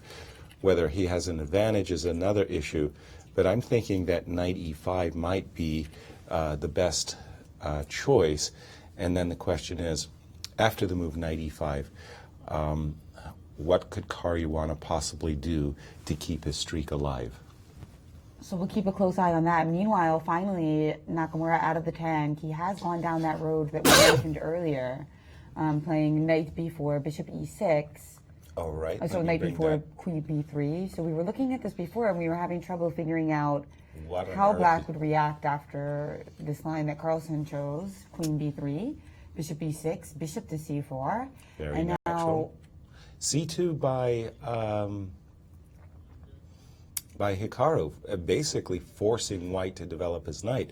2 very good squares, both knight to c3 looks very reasonable, I must say, as well as knight to d2 also looks very reasonable, because in this case too, this knight may find an excellent outpost on the c4 square. I wonder if knight c3 doesn't give us a few more tactical options. Well, let's have a look, because I don't know knight if they're c3 going to be any good, because knight c6 is also in take, but I was thinking here maybe we could try to switch places with the knight and the bishop and start with something like knight d5. All right, knight d5, trying to take advantage of this pin, pardon me, down on the a5 e1, but I will develop my bishop with a threat of knight takes d5 by breaking the pin.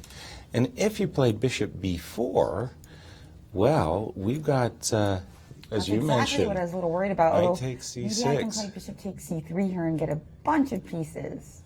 Well, I don't know. I don't think so. Just one, right? Just two? Just one. Well, you take the rook on a1, you're not going to be happy, because no, d5 is also hanging. d5, queen b5 check. So yeah, Hikaru facing, I think, just down a great for choice for white. Yeah, knight c3 like both looks. things. Knight c3, however, I just don't see a good and what do you think, Maurice? Is there a difference here? Knight c3, knight d2, they both look good to us. Actually, I'm laughing because it's not what I think. My natural move would be knight d2 and knight c3, looking very good. But the computers are saying Forget all that. I'll give you every threat you want, promotion, discovery, and you still have nothing. I'm just going to play bishop takes on e6. That's not a response you see every day, folks. There's a discovery possible. There's a queen you could make on this square. How do you combine them? It turns out none of it works. If you now play c takes b1 queens, the game is simply over after bishop takes check. King has to move somewhere. Well, that's the square you want to get to, not allowing queen e6 check. And then just rook takes b1 and say, do your worst. You only have 2 pieces developed. I've got massive army. I've got extra material. You're simply busted. There's nothing for black to make of any single discovery, double check, you name it. So if we go back to this moment after bishop takes e6, what's the best way to play? The inches are saying the best way to play right now is knight e6 check, king to e2, and now take on e5. Queening again doesn't matter because the problem is bishop takes f7 check, saving this piece. And now in this line, simply taking back on e5. And again, you cannot touch this knight. If you play pawn takes in this position, asking for a queen, then white again releases this bishop with bishop takes f7 check. And after the king moves, again, just simply rook takes b1. This queen doesn't last for very long, and black is ahead in development. The king is on d8.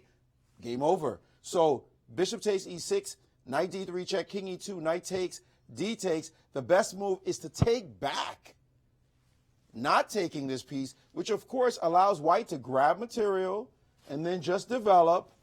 And there's no attack. There's no hope here for black. His position's just busted. So if Carlsen settles down, looks at the position, he could play knight c3, but yum, yum, here I come, grab some food on e6.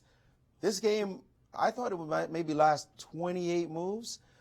Yaz, you bet under 28. I might have to pay up on that bet if bishop e6 happens on the next move. And remarkable that Nakamura is looking so calm, he doesn't realize, or maybe he's bluffing, but he doesn't realize how bad his situation is. Absolutely. Again, a terrible mess has been made by Hikaru in the opening in round 7 today, and he is not going to survive. I think the world champion's really going to put this one away, and bishop takes e6 is an easy move to spot. It's the only reason that it's not so easy is because knight c3 and knight d2 are both so compelling, but once you realize that in fact the black threats are mere phantoms, knight d3 double check is met by king e2, then you play bishop takes e6. I think that's just a very powerful move. Yeah, I love it, and I also think that if he doesn't see it, he's going to win the game quickly. Yeah, it's sort of like it's got such a great position after knight c3 anyway, right? Fabiano yesterday, where we wanted him to finish in style with this e6 move, which he did. Another move on the e6 square. But he also had queen g7, which was winning as well. More prosaic. Yeah. And like the move that you would play in a blitz game, for instance. Exactly. And would also have won. Exactly. So I think we have a similar situation here where it's just like white's position looks overwhelming. So this was something that Hikaru could have planned before the game. So what do you think, where do the wires cross? I really don't know. It is confusing to me because, again, the whole idea of knight a6, knight b4 was well known, seen many times in theory. The combination of e5 and knight a6, both, however, was simply bad. And obviously not preparation, because it would just be too weak to be preparation. Exactly. So maybe just some confusion over the board, some mixing up of move orders. I've made every type of mistake that's possible, losing on time in a winning position, blundering failing to checkmate or recognize a checkmate, misincisions, and I've actually mixed up my preparation as well. So I've been victimized by poor decision making, as has everybody else. But this looks like a very glaring example of just mixing up the moves and getting a rotten position. That's so sad because, you know, I mean, I tell some of my students this as well. It's so sad when your work actually works against you. So you study, you spend all this time working on your openings, and then you confuse yourself. Whereas if you actually just used your chess brain and your talent, you would actually come up with way better moves. So you actually punished yourself by working in a way. And I think that might be what happened here, because Nakamura is such an outstanding player. If he just thought and analyzed, you would think he would never have played this combination of moves. Exactly. Exactly. I remember, and we have seen by the move, I think we've seen the move bishop takes e6 by Magnus. I recall a great U.S. champion, Walter Sean Brown, Mr. Six-Time we called him because he was a six-time champion of the United States. And he liked preparing deeply in Najdorf and other and he's sharp done it. openings. Bishop takes e6. He has. Accurate. Very well, you expect it from Magnus, the world champion. And Hikaru, by the way, just did his usual head shake to indicate, oh, damn, you know, a rotten day at the office. But I was going to say that sometimes Walter was the victim of his own preparation. He worked so hard before the game that sometimes, well, I recall on one specific occasion where really he mixed a mixed move order, and he had a very bad opening. And unfortunately, we're seeing it today with Hikaru. So although we've been treated to fantastic chess, today we're witnessing the flip side of that coin, and a horrible opening preparation. It's sad. It's painful to watch him as he loses yet again to Magnus Carlsen, his nemesis. I mean, normally the games are so hard fought. There was a Zurich where he almost won. He was crushing, but this one is just quite sad. I don't know which move number, by the way, we're looking at, but geez, it's so early in the game. I mean, my goodness, what is this? We're looking at move 15. Like, seriously, I mean, this is a lost position, just stone cold lost. I mean, Maurice has pointed out numerous winning lines for white, and he has played, by the way, knight d3 double check, attacking the king with the knight as well as the queen.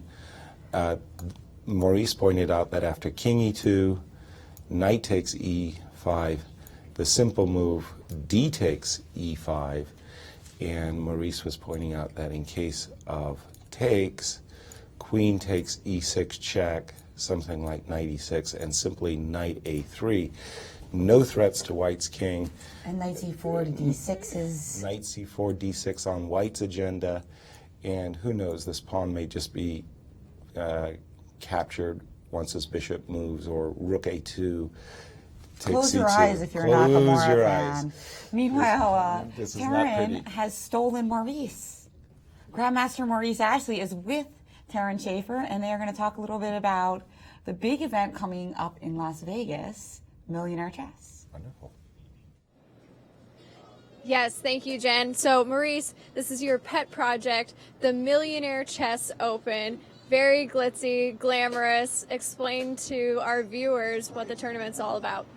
Well, this is an idea that I had 12 years ago, and it's really been over a decade in the making, to do $1 million chess tournament, do it in style, showcase the game I love so much, bring money to it, do it in a place that's exciting, so it's a destination capital. And now it's happening in Planet Hollywood in Las Vegas in just 5 weeks. I can't believe it. It's been over 8 months, 10 months since we announced, actually, and now it's going to happen soon, so I'm really excited about it.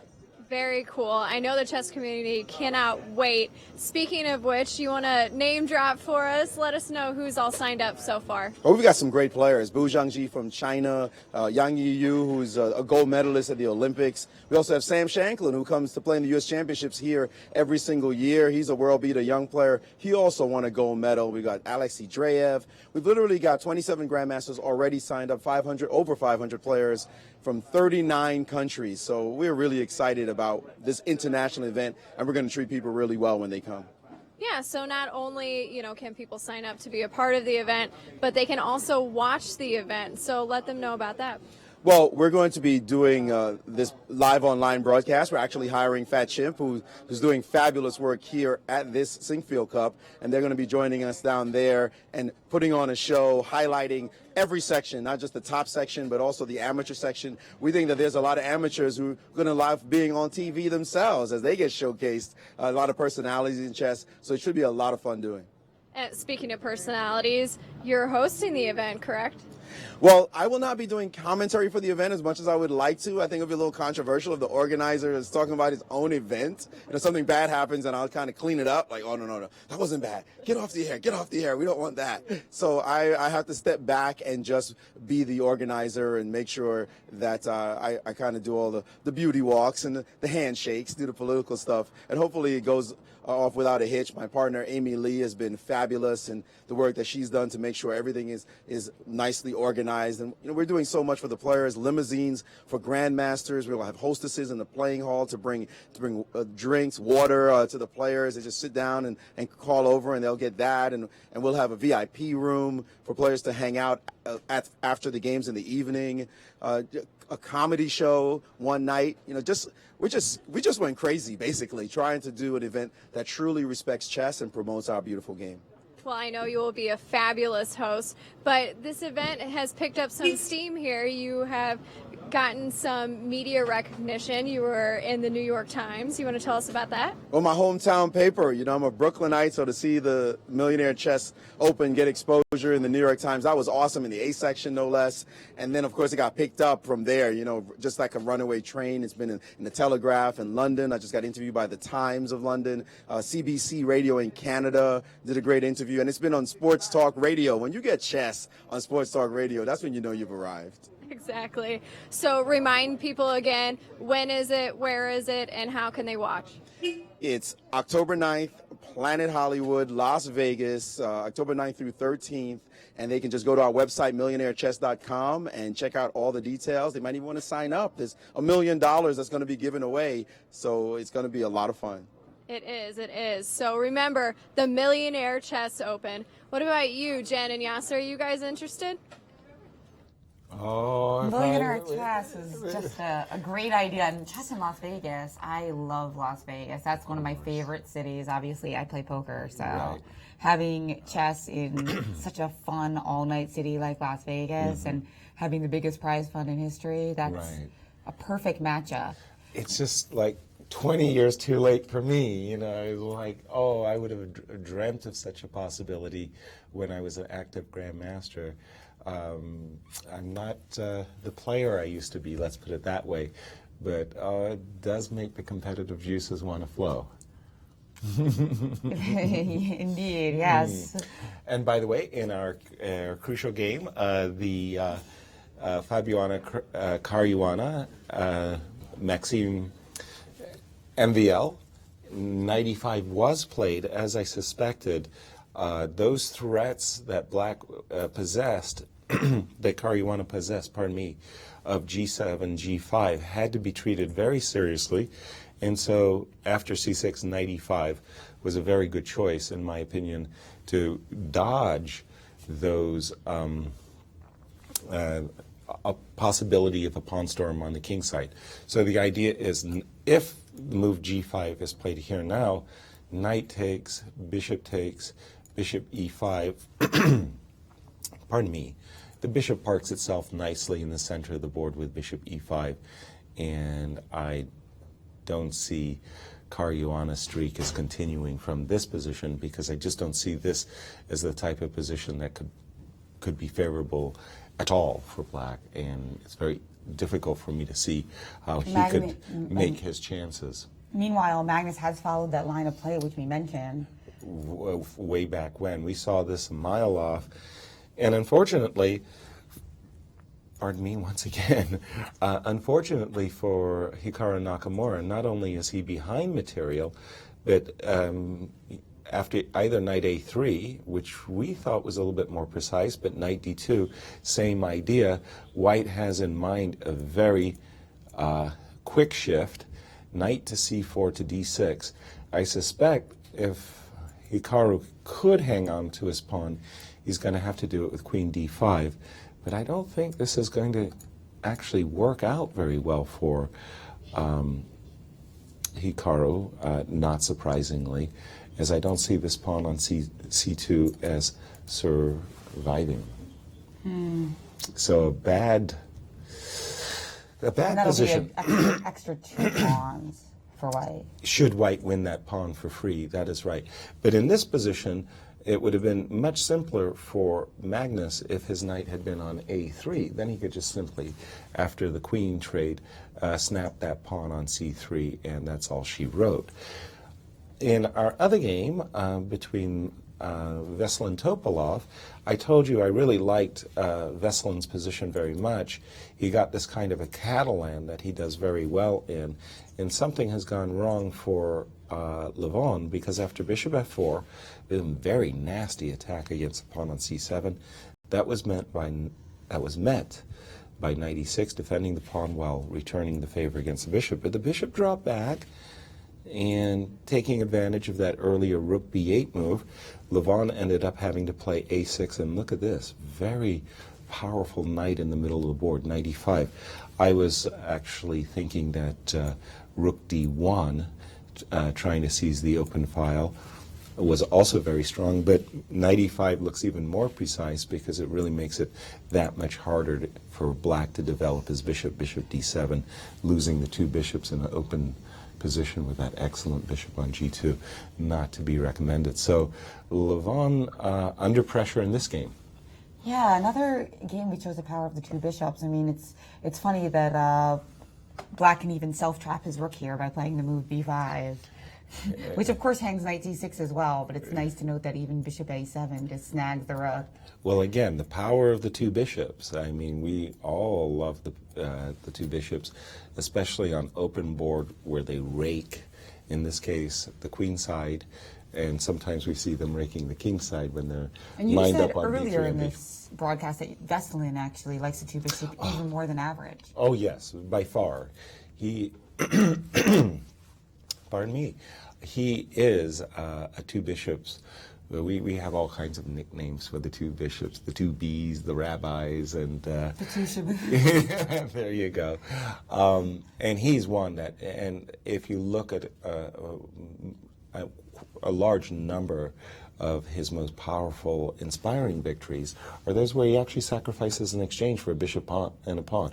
He just loves the initiative that comes with the bishops in a middle game in an open board. So this exact position, Veselin, if you asked him before the game, would you be satisfied with this? He'd say, oh, in an instance like this is my kind of game. And is it possible to love the two bishops too much? Yes. Yes, as Bobby Fischer found out against Bent Larsen in the Piatigorsky Cup, where the two knights dominated the two bishops, and Bobby was left shaking his head, wondering what he had done wrong in that game. And that refers to the current and the last exhibition at the World Chess Hall of Fame. We have the Fischer show going on right now, and the previous exhibition was on the Piatigorsky Cup. Right. So, Mrs. Jacqueline Piatigorsky, yes. Recently inducted into the Hall of Fame. Right. And International Master John Donaldson, a good friend of yours, also a friend of mine. Yes. But you guys go back even further. Right. He helped out with both of those exhibitions. He's just a great historian of the game. Absolutely. And I... Maybe it's not flattering, but I refer to John as a walking encyclopedia, chess encyclopedia, because if I have any chess questions, I just ask John, who was that player? Who was that player? He knows them instantly. And he was critical in setting up the Bobby Fischer exhibit. Rex had purchased a lot of Bobby's notebooks and books. And they needed somebody to explain to them exactly what they had. And one of the things that is very interesting, if you go over to the World Chess Hall of Fame, which you should do, is we all know my 60 memorable games. It's Bobby's greatest work, as Bobby annotates each and every one of these 60 memorable games. But originally, it was the 52 memorable games. And if you go over to the World Chess Hall of Fame, you could see the 52 memorable games and Bobby's handwritten notes and changing words. And it's very cool to see this chess history before your very eyes. Now, we do see a queen trade in Carlsen Nakamura, so no checkmating variations, but this is still not going to lead to relief for our U.S. #1. Well, he had to play queen d5 because otherwise that knight c4, knight d6, that would have been a resignation. So queen d5, queen takes d5, knight takes d5. And again, this idea is well, if we had our knight here, wouldn't it just be simple to take this pawn? Now it's going to take us a little bit of work to get that pawn. I suspect that a move like knight e4 with the idea of bishop d2 and rook c1 is on Magnus's agenda as he seeks to round up this pawn on c2 for free. And meanwhile developing all of his pieces. And while you could play knight to c4, protecting e5, and hinting at d6 with the same exact idea. Exactly. Of playing bishop d2 and rook c1. And remember, we're already up a pawn. Right. So And if we could snap a second one, that's and then also looking at fun. c6, which is super weak. So this is just a disaster over here. And let's just go to... But I think you're going to win your over-under. Or wait, Maurice is going to win, right? No, he had the over. 28, and I said under 28. I think you're going to lose, though. Because remember Nakamura resignation against Fabiano? It really took him a long time. Right. And so I'm on Maurice's side here. Okay, we'll see Double how the it bet. goes. Extra sushi rolls for Yasser. Yay. 95, trade, and bishop f6. So these trades created a position where actually maybe white has some edge here, because keep in mind this bishop in the Dutch Stonewall, this light squared bishop oftentimes has a real problem because it's a kind of a prison. It's imprisoned by its own pawn structure. The only way black is going to be able to liberate his bishop is with the move e6, e5, and it's not 100% sure that that liberation will be in his favor. Let me just point out one possible variation. Castles. As we know, we got to develop our king, put a king in our safe spot. Develop our king. Protect our king. Protect our king. Thank you for the clarification. Knight e2. So you got in this break e5, hearty congratulations, but for example, after takes, I'm hesitating, but I'm going to go with knight takes. Our knight is actually pretty ideal, and I've got this move f2, f3 to drive your knight backwards.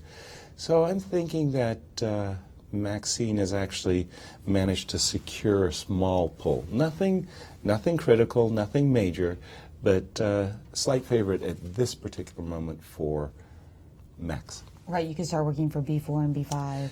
b4, b5, f3, f4, try to clamp down on some dark squares, and just to leave you, meaning black, I mean Fabiano, with a passive bishop. But is black compelled to play e5 to liberate that bishop, or do you think it's better for him to struggle in the closed position? I think he's compelled. So, for example, imagine bishop d7 for a moment, and imagine the move f4 for a moment. And I just want you to make one other random move, rook c8. So then you get a position like after bishop takes, and no matter how you recapture, it's going to be knight versus passive bishop, and you never ever want to see a white knight appear on any of these two squares, e5 or d6. Then it would be a strategic massacre. That's right. So that's why I would definitely need to take back with the f-pawn, because if I were to capture with the d-pawn, you would simply relocate with a move that we've seen before in this tournament. Knight could go to b1, to d2, to c4, to d6, and e5. Precisely so. So still looking strategically pretty ugly for black. Well, you know what right, they say something about to avoid. You have to avoid that. Being the first one to nick Fabiano Caruana, you don't play for a draw. None of these players play for a draw with white. No. You try to squeeze the initiative, and perhaps it will be a draw, and perhaps Maxime will actually try to stop the Fabiano Caruana train by even nicking him for a full point. That would stop the train. That would be something. Yeah, that would be something. And do we have some news on Nakamura? How long is he going to last? Are you going to win your bet, Maurice? I think I'm going to win my bet in this one because the position has gotten a bit confusing, even though it looks like Carlsen was just running away with it. There was a moment earlier, Yaz, that you mentioned, in this moment right here, after knight to e7 was played, that Carlsen had a choice. He could have gone straight after this pawn. He chose to move knight to d2, but he could have played the much more poignant knight to a3, the much more direct knight to a3. I'm going to aim after your pawn. it turns out that this line could get a little sharp. After rook to d8, this move now getting the open file for the rook, testing the position a little bit. Now the best move is rook to a2 according to the engines, rook to a2. And now this move, queen to c3, looking to get in on this d3 square. Now, white would have had to be cold-blooded in this line, and of course you cannot go back to e1 because of mate in this position. So white would have had to be cold-blooded in this line and move the king to f3 and face some interesting options here. One move being rook to d4 out of nowhere, suddenly controlling this rank, thinking of ideas like queen e4 check. And this line, white has to walk the tightrope, but is still fine after rook d2, queen to e4 check, king back to e2, and suddenly black's initiative has completely dried up. For example, if black tries to win back a pawn, white could just play a move like rook to d1. f3 was also very good. The mate threat back here compels a trade of queens, and it's all white for choice. But Carlsen would have had to calculate that king walk up to f3. When you're up a pawn and maybe two, you're not thinking I'm going to just march my king up the board. Why not just play solid, keep everything protected, and I'll be okay? Well, what could be the problem here? Nakamura's line after queen to d5 in this position takes. It is actually not the easiest thing in the world to round up that c2 pawn. It looks like it should be easy, maybe after knight to e4, but it turns out that black is going to be able to bring a knight to this square, guard this pawn. So for example, even if he plays it now, maybe not the best move, but guard the pawn and play c5. And if you ever take this, so let's play a move like rook from h to c1. Let me get this move in for you. Now black could play rook to c8, a very sneaky idea. And you can't touch the knight. You can't play bishop takes knight because pawn takes, and suddenly the rook appears to defend this pawn, and black's back in the game. A pawn's going to land on b3. This would have been a terrible line. It turns out that this line is not so easy for white to prosecute the advantage. Tricky line, that means that this knight to d2 to e4 point might not have been the most accurate way to play. The most pointed way is what I meant to say earlier to play, and Nakamura might have some chances to save this game, or at least make sure that I win my bet. Guys? Which is definitely the important thing. Mm-hmm. And they have played some moves. Yes, let's get up to date on their board for a second. Nakamura's got to play some moves because he has a massive time disadvantage, which is 25 minutes on the clock. Versus 1 hour and 4 minutes. So when we left it, the move was knight e4, rook b8, bishop d2, just preparing to round up the runaway pawn, bishop b4. And as Maurice has been explaining, black wants to win control of the b4 square so that when his knight gets to the b4 square, it'll keep the pawn on c2 nicely protected. Rook c1, bishop takes d2, knight takes d2, now knight d4, and Hikaru to play. So first of all, if you play rook b4, rook b2, pardon me, to defend the pawn this way, I've got knight c4 booting the rook, and then I happily take the pawn. So you have to play knight b4. But now we got a shift in mind. Knight f3, knight is going to come to d4, and the knight is going to round up the pawn on c2. So I don't see... And that's right. In c5, we can just round it up the other way with knight to e1. Precisely, Jen. c5, knight e1. And again, that c2 pawn is falling.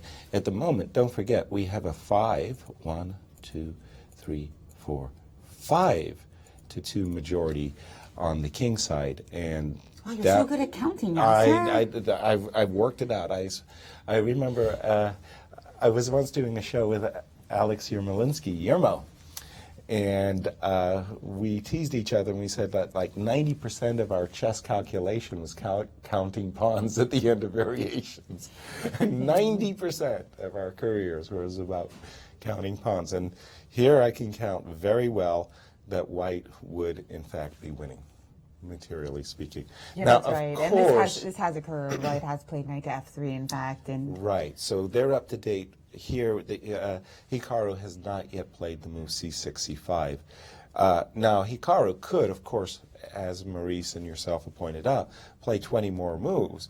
But as soon as that C2 pawn falls, I mean, it could be resigned. Maurice. Doesn't have to play 20 more moves. He just has to play 3 more moves. Move 28. He's on 25 right now, so it's 3 more moves. I gave 28, and you gave under on this bet. So it looks bad right now. He looks like toast. And I could see him resigning actually in this position as his C-pawn's about to fall. His last hope in the position, and have to play against Magnus Carlsen with pass pawns. 5-2, as you said, on the king side is hopeless. I don't know that he can make those next 3 moves. 2 of them will involve a knight going to a square and then capturing a pawn.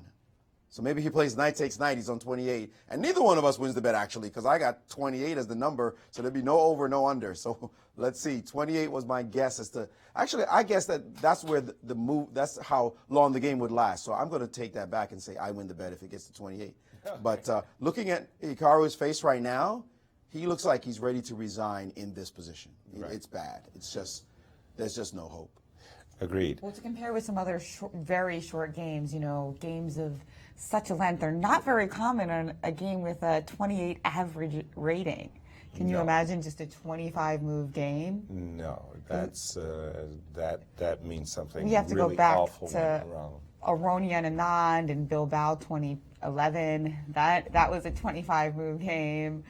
Mm-hmm. It's just very Kramnik, Kasparov in 2000. Not very typical to have such quick games. And of course, it's not typical to have a quick game at all of that length because, of course, there's no draws before 30 moves. Right. But you are allowed to have a decisive game Thankfully. lower than 30 moves. And yeah, so those quick knockouts are very uncommon. But we've just seen everything in here at the Sinquefield Cup in 2000. We've just seen, wow.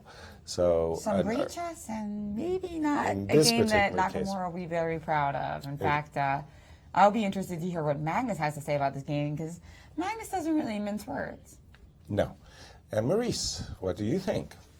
I was just thinking, it has been a runaway train so far for Caruana, but the world champion has been getting a couple of wins here and there. Well, only one, but this one will be 2.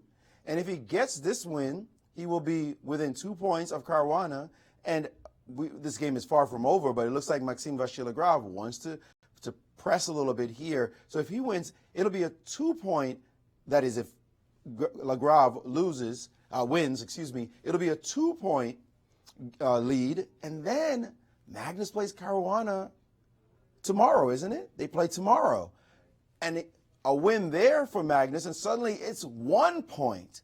So it's a little bit far-fetched. We've been already anointing Caruana as the winner of this tournament.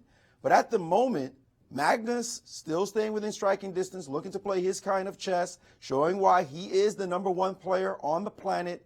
He, with a win now, which looks like it's going to happen quite soon, will be within 2 points of Caruana. And even a draw by Caruana, which would certainly be very, very nice, that still makes their matchup of consequence because he is win by him. Again, Magnus will be within 1.5 points.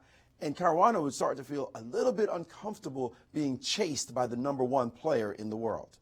Well, now we can understand a little bit better Magnus's comment yesterday in the post-game press interview that you had with him, Maurice, where Magnus said, I'm in a very foul mood because what small probabilities of catching Caruana I lost today. He had, and he knew it, a technically winning position against MVL. If he had taken MVL down, we would be having a deeper conversation on the lines that you've been talking about. I agree, Yaz, absolutely. He'll be kicking himself quite a bit. He had 2 whites in a row, a player he could beat, a lower ranking player by a lot, a position he loved, kind of his position. You say Magnus for choice. He was going to be within 2.5 points. A win now would have made that 1.5. If Fabiano has any kind of hiccups, this youngster, Magnus Carlsen, is known to chase you down from behind something fierce. And he is cool, calm. He's saying, I'm into myself. I'm just playing for me so that I can get back in shape. And that's what he's after now. Maybe even no pressure on him now that he realizes Caruana's got a big lead, he could just play chess and not worry about anything else, while Caruana still has to live up to all those gigantic claims we've been making about him. Mr. Perfect, fabulous Fabi, I mean, the whole thing. That could get to someone's head, and a single loss could change everything. So Caruana has to be careful right now that he doesn't have a misstep and ruin his fantastic tournament. Caruana is pretty chill. I don't think he lets things get to his head. He is just a totally cool cucumber, just very modest and just really, I think that he really is just trying to continue to play normal chess, as he calls his outstanding performance. Now, it is mathematically possible for Carlsen to overtake him, and they do get that head-to-head battle tomorrow. But remember, Carlsen will have to continue to do work. He'll virtually has to win every game. And against Caruana, he'll have black on the second go-round. I mean, at least he has to win 3 out of 4 in order to have a chance, right? Oh, without question. Yeah. And Caruana has to completely tank. So a lot of work to be had, but some drama left in the tournament for us, at least, especially in tomorrow's game. Now, we do have Taryn over at the Hall of Fame. We were talking before about the Bobby Fischer exhibit over there and all the fantastic cultural things that the Hall of Fame is doing for chess and history and culture here in St. Louis. So, Taryn, what do you think of the Hall of Fame across the street? Hi, Jen. Yeah, speaking of drama, talk about the Bobby Fischer exhibit. We are currently in the gift shop where they are selling merchandise from the exhibit, the Knight H5 merchandise. And they also have books about Bobby Fischer. It's just really a great exhibit and a great display of the chess legend.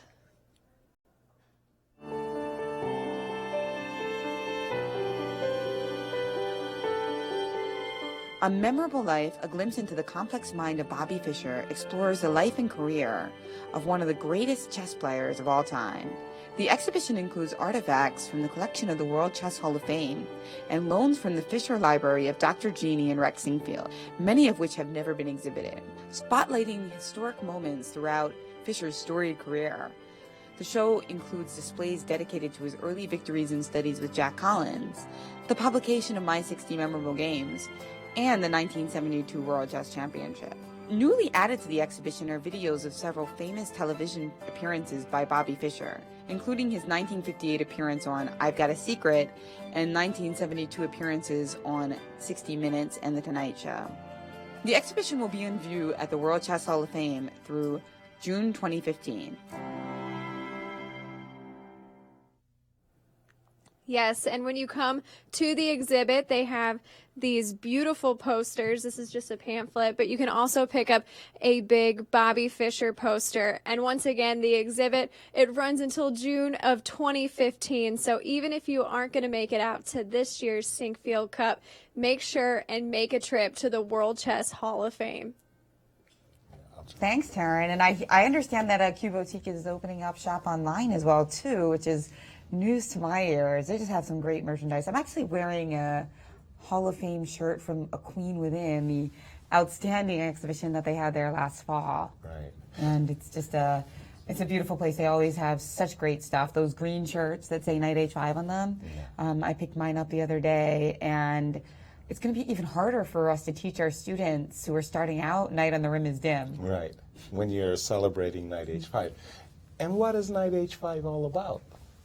Well, maybe we could take a look at that another day, but I think that basically the idea is it was just such a shocking move because... In Game 3 of exactly. the 1972 World Championship match. And Bobby let Spassky actually double his pawns, and it looked like a very weakening move, just not at all intuitive. And at the time that it was played, it was one of the most shocking moves in the world of chess. It was just like, what is Bobby doing? He had...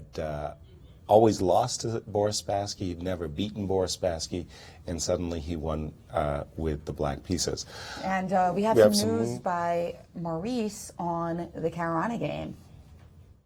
Yes, Jen. You know, I'm sure a lot of Fabiano fans out there said, how dare you talk about our boy losing the game, having any hiccups whatsoever. And, of course, Fabi said, I'm sure he didn't hear me, but he's like, dude, I got this. And why do I say that? Because it looks like he is now playing for advantage. This move, queen to a4, it smells of something rotten in Denmark, because this move seems to put the queen offside. It's away from any of the action, and you can't even figure out exactly what the critical point is, except maybe if black captures on the square d4, the queen will appear on that square, or might appear on that square. But it's also leaving this side of the board to black. And you already see black has tremendous potential. A possible f4 break is in the position, and the move he actually played, queen to h4 right now. He could also have played queen to g6,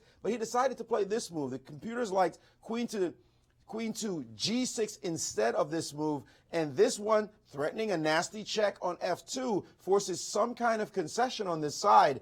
Castles is a possibility here, and actually could have been played, maybe the strongest line. That's why queen g6 may have been a little bit better. The point being now that castles can be met by this sharp move, f4. Now, f4 looks potentially like a blunder in this position because of the move f3, but black would have had everything under control with this shot. Knight takes on c5, allowing the queen to disappear from the board so that you can play knight takes on a4, and that would have been great for black.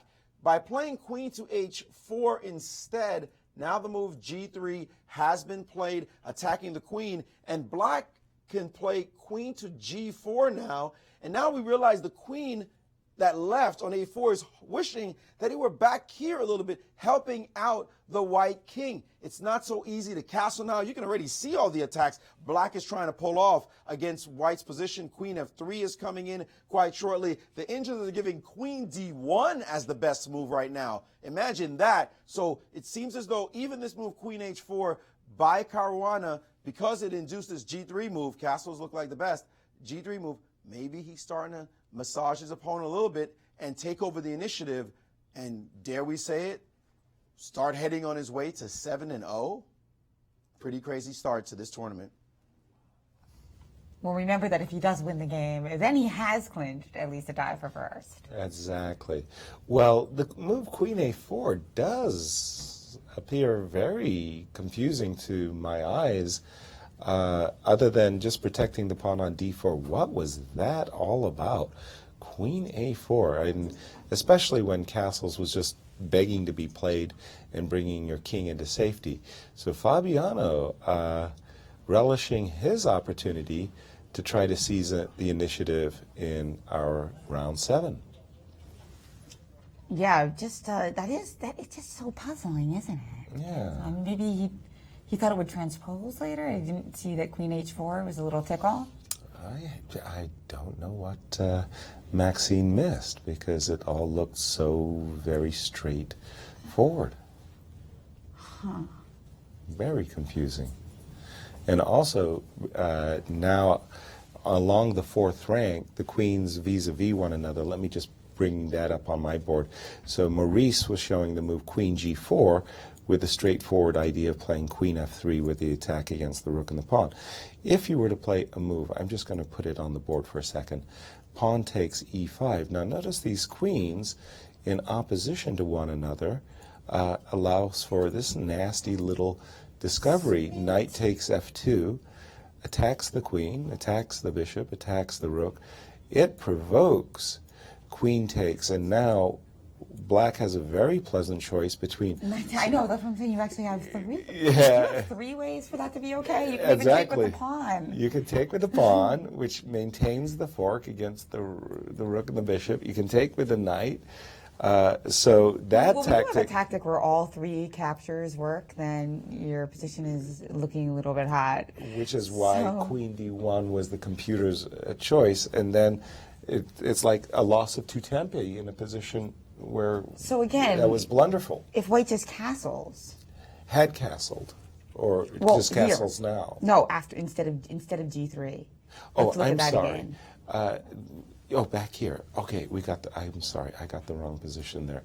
Okay, if we castle, Let's see what juicy options we have. I mean, it looks like we've got a lot of exciting possibilities here with All our based rover. on- Don't forget our rover either. Yeah, all based on F4 as well.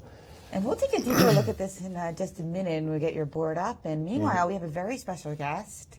We have Rex Sinquefield, the founder and the president here at the St. Louis Chess Club, who's the namesake of the Sinquefield Cup. As we threatened. And he's with Grandmaster Maurice Ashley. Thanks, Jen and Yaz. Well, I'm with Rex Sinquefield, the founder of the St. Louis Chess Club and Scholastic Center.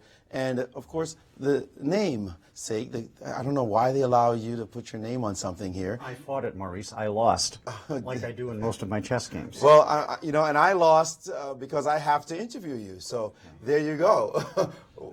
Rex, of course, we're very good friends, and I appreciate having you on the show. We appreciate having you on the show all the time. First of all, could you have dreamed that this tournament would be this exciting? Oh, you know, this is an amazing question because this morning I was thinking back to the U.S. Championship in May, the first round between our two leaders, and they agreed to a threefold repetition early, and everybody was gnashing their teeth over that.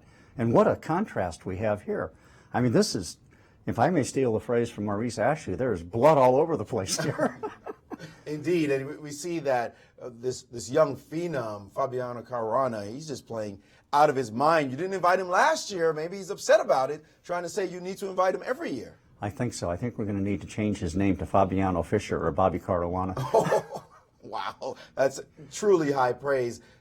Do you think he's going to go 10-0? Are you going to bring in the Fischer Prize now that you mentioned Fischer? No, we can't. Frankly, I wish we had done it. It would be terribly unfair to do it now once the tournament has started.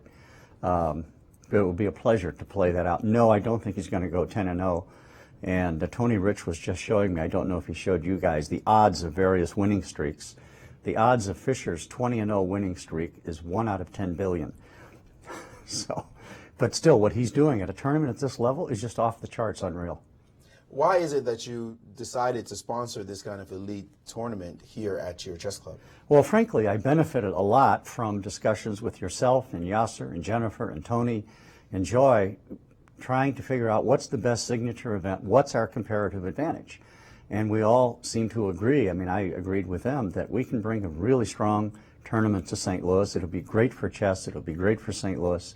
And we want to find something that we can continue and build on each year. And from the looks of this, I'd say we found what we're looking for. I'm sure a lot of players around the world, the top players, are licking their chops and hoping for that phone call from St. Louis to come to the Sinquefield Cup next year. You know, all they have to do, we're thinking about expanding it. I'm not committing, not announcing a commitment, but we are thinking about expanding it. So it'll be a little bit easier, not a lot easier, because if we expand it, it'll only go to 8 players. But that's better than 6. Wow, I can think of names just popping to mind immediately. Anand, Kramnik, Karyakin, who unfortunately couldn't come this year, just make for an amazing event. The mayor has supported you. The city of St. Louis seems to have embraced this idea of this chess club. How is it that it's growing so exponentially here in St. Louis? You know, I wish I could explain that. I'm gratified that it is, but frankly, we have never advertised for membership, and we're already at 1,100 members. We're already the largest membership club in the country. It's truly a case of if you build it, they'll come. Nobody thought it would explode the way it has. But, you know, then again, I give credit to the advice that I've gotten from you and Jennifer and Yaz and Joy and everyone else. I mean, it really is a job, a complete effort by an amazing staff and amazing associates. And we see that it hasn't just been the club. We've seen the universities, Lindenwood, Webster, all of them embrace chess. And it just seems like everyone wants to be a part of this special occurrence here in St. Louis. It's really incredible. I can say I just got an email last night from the chief television Cardinal announcer, Cardinal Baseball, says he wants to be involved and help us in any way he can. You know, it doesn't get much better than that, where you team chess in St. Louis with the sport that it's really known for nationwide, which is baseball. I know you had to bring up the Cardinals at some point during every conversation. That's got to happen. I'm sorry. They happened to win today in the bottom of the 9th, but that's of no import. Well, we'll leave it at that, Rex Sinquefield. We really appreciate your graciousness. You've done wonders for chess, not just here in St. Louis, but in the United States as well. Thank you so much. Rex Sinquefield, they say he's a nice guy. It's just a bad rumor. Don't believe it. Guys? Rex is very gracious at sharing the credit, but in truth, he's really the visionary. And he has some fantastic ideas of how he wants to see chess develop. He'd love to see these types of elite events around the world.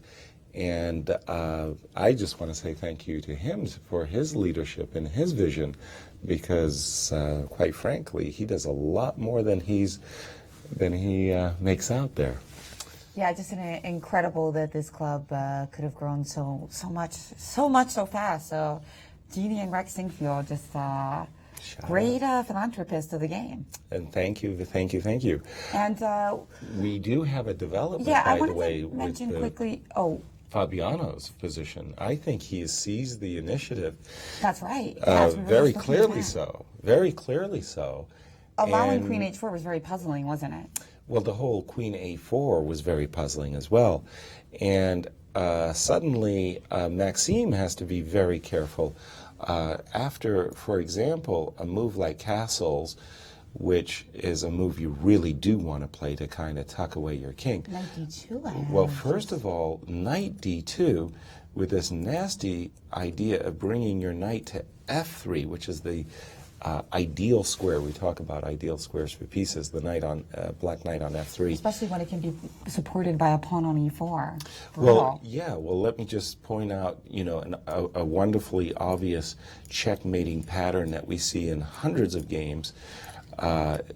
This crunchy move, you're threatening Queen H4. So looking at all sorts of crushing variations here. Bam. We're going to get them on the board for you when we come back from our next break. So solve your puzzles and eat your vegetables, and we'll be right back in 10 minutes to see if Caruana can turn this into 7-0, and also who's going to win the bet regarding Carlsen and Nakamura. I think I've already lost.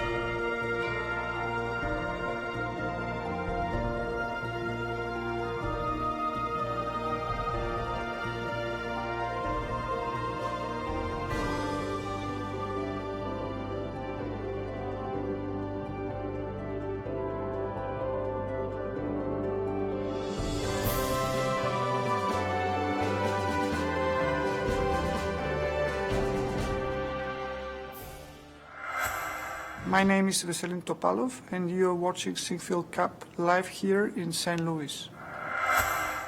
Welcome back to the 2014 Sinquefield Cup, where we have a brutal scenario shaping up in Maxime Vachier-Legras' game against Fabiano Caruana. Maxime seems to have completely collapsed. He never found a home for his king, and he just made the move king to d2. Absolutely. It looks like he's just going to go down in this game. I don't even understand how this happened. Well, I mean, it's shaping up to the point where chess players are going to ask themselves in the future, where were you in August and September of 2014? Because what we're seeing is absolutely phenomenal. Fabiano Caruana is like a hot knife through soft butter. He's just carving up his opposition, and now he's fully winning.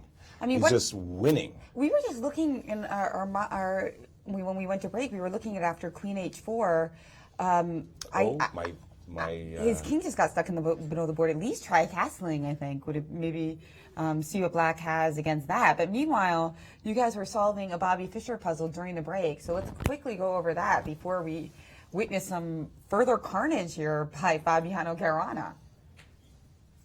Carnage, massacre, beat down. Every single time we talk about it, we have the name Fabiano next to those words. I mean, this guy is hypnotizing his opponents. These are 2750 and above grandmasters. The average rating of this tournament is 2802. You're not supposed to just smash everybody you play, but somehow they're all hypnotized by this young man. He's just showing some kind of otherworldly chess, but then even in situations where he's not even trying to do anything that special, just plays solid chess, his opponents are collapsing before our very eyes under his relentless pressure of just simple good moves. Look at Topalov looking at the board like, well, what is happening here? A king march to c3. Well, let me just get this puzzle out the way. Bobby Fischer, another player with dominance on his mind, winning this game very simply, in style. I'm sure you all found this move, bishop takes on h6. In this position, bishop takes h6. Bam! Capture was made, and now queen e3, simple threat. I'm going to take your pawn, do something about it. Well, only one reasonable way to defend, bishop to g7. If you try to move bishop to g5, well, thanks for the charitable donation since you can't touch my queen. So instead, bishop to g7, then f6, a nasty move. The bishop cannot leave, obviously, because this pawn is under threat. So the rook had to move. And you know, Fischer, I could take your bishop, but no, I'm going to make it worse. I'm going to bring my rook over first so that your queen can't even think about joining the party. And I want to get enough 7 if your queen ever leaves. Well, the queen did try to leave. It played queen to b5, threatening the rook. But that only allowed queen to f3, now threatening a check and then picking off that rook in the corner. Black tried rook to c4, but after queen f5 check decided, you know what, this game is done. A move like king to g8, for example, could be met. Well, capture is sufficient. The f7 pawn is hanging, the rook in the corner is hanging. Total domination here. And it looks like total domination on the chessboard. Will Caruana go to 7-0? Yes, I'm ready to bet you that he will. Yeah, I'm ready to agree. Yeah, too many. We don't want Maurice to win too many bets. Yeah. But question, I'm still puzzled over why he didn't at least try 15 castles instead of g3. Exactly. So I mean, well, the king marks. The king is now on c3. Meanwhile, we do have a handshake in the game between Carlsen and Nakamura. Just a terrible loss for Nakamura fans. He's going to want to forget this one and try to come back because it is just not a pleasant memory. Just a shocking loss. As Magnus Carlsen pushes up his record to a sweet 11-0 in decisive games in classical chess. Between the two, with some draws mixed in, but Hikaru looked awful, awful today.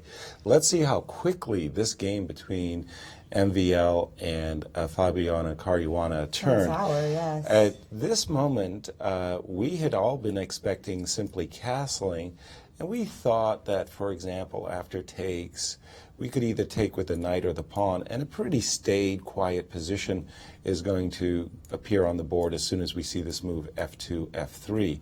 But instead what happened is we saw this very shocking, poor move, queen d1 to a4, badly mistimed. White's king is still in the center, and queen h4 came, and again, a second bad move, g3. I agree with you, Jen, that White really didn't have much of a choice, should have castled at this point. Perhaps he was worried by a rook over, or perhaps he was worried by the move f5, or f4. Maybe knight d2. Or knight d2. Some combinations of moves worried Maxime, and he shied away from this position, which was likely forced. But try to weather the storm, I think, with the king at least on g1, rather than marching the king to c3 seems so dangerous. Exactly. I mean, because after castles, it's hard to see like an immediate thing there for black, but there must have been something that worried Maxime. I think it was related to f5, f4. He did play the move g3, so two mistakes, and that was all Caruana needed. He played queen g4 after rook f1 because he saw that this move queen f3 with a double attack against the rook and the pawn on f2, Maxime, wanted to shore up the protection of the f2 pawn. Now came this wonderful retreat, knight g4, threatening to step in to this major square. Hey, try knight queen f3. d1 here, because then we can trade queens soon, you know. Queen d1 would be a nice little smothered mate. Beauty. We love those smothered mates by the knight. We were looking at knight g1, and this was really, really terrible. There's a famous player from the Seattle area, James Harley McCormick, who when we played against one another in Washington State chess competitions, had an expression. He said to me, "Give me your pawns, baby." And in this position, these pawns are honey to be collected very shortly. So instead, MBL chose the also not very appealing king walk, so king to d2. And this looks like, we talked about Stein's Zukertort a little bit earlier, and this looks like it could be a page from the romantic openings with this king march. Yeah, and it's not a good one, I'm afraid. So king c3, well, at least from that point of view, White's king has temporary safety. Caruana to play. He has a very powerful move, e5, e4. I don't doubt for a single moment there are other extremely strong moves, but this one was very appealing to me. You attack the bishop, and you just take this pawn for free. Knight takes h2 with a double attack against rook and knight. The rook would have to move. I like picking up pawns. Knight takes h2. And one day, after a move like bishop d7, black is going, a pawn in the hand, he's going to play moves like b7, b6, open up the queen side, and White's king is going to be under pressure even over on the queen side. So but material... You have a bad light squared bishop, Yasser. It's not that bad. And from White's point of view, his bishop's kind of buried as well. So all in all, well, total control. Domination, in fact, by Caruana. And just looking at this position. We do have another move by MBL. He has played queen to a5. Meanwhile, let's take another look at the chances of this result mathematically, probability-wise. How could we have guessed that Fabiano Caruana would have 7-0? 5-0, we have about 1 in 1,000 chance. 6-0, 1 in 5,000. 7-0, 1 in 10,000. 8-0, 1 in 100,000. 9-0, 1 in a million. I mean, that just numbers just start increasing steadily. These numbers are interesting. I think they're based on whether he's white or black, right? So you see that smaller jump from 1 in 5,000 to 1 in 10,000. But yeah, that's a very interesting to just think about how likely this would be, right? It's staggering. And you know, to really make the correct odds, you have to think about that momentum effect, though. So I think it's always going to be a little bit more likely, because once you start winning, right. in the beginning you might use a number like 28%, his chances of beating a player in this field. Maybe giving 50 to a draw and 22 to a loss, something like that. But then when you see that he continues to win, I think you have to increase that a little bit, and that changes the math slightly. Right, but still super long.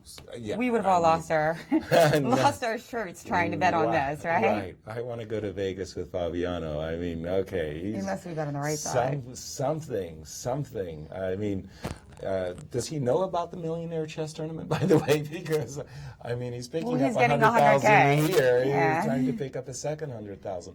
And he's picking up so many rating points. I mean, it's ridiculous. It's off the chart. To be fair, at least Magnus today, we should remind everyone that Magnus today at least keeping pace. You know, the world rankings, we've been talking about how Fabiano Caruana has solidly placed himself into second position. In fact, there's a greater distance between him and third place than there is between him and Magnus now. And that certainly was never true before. In fact, it wasn't even close to true.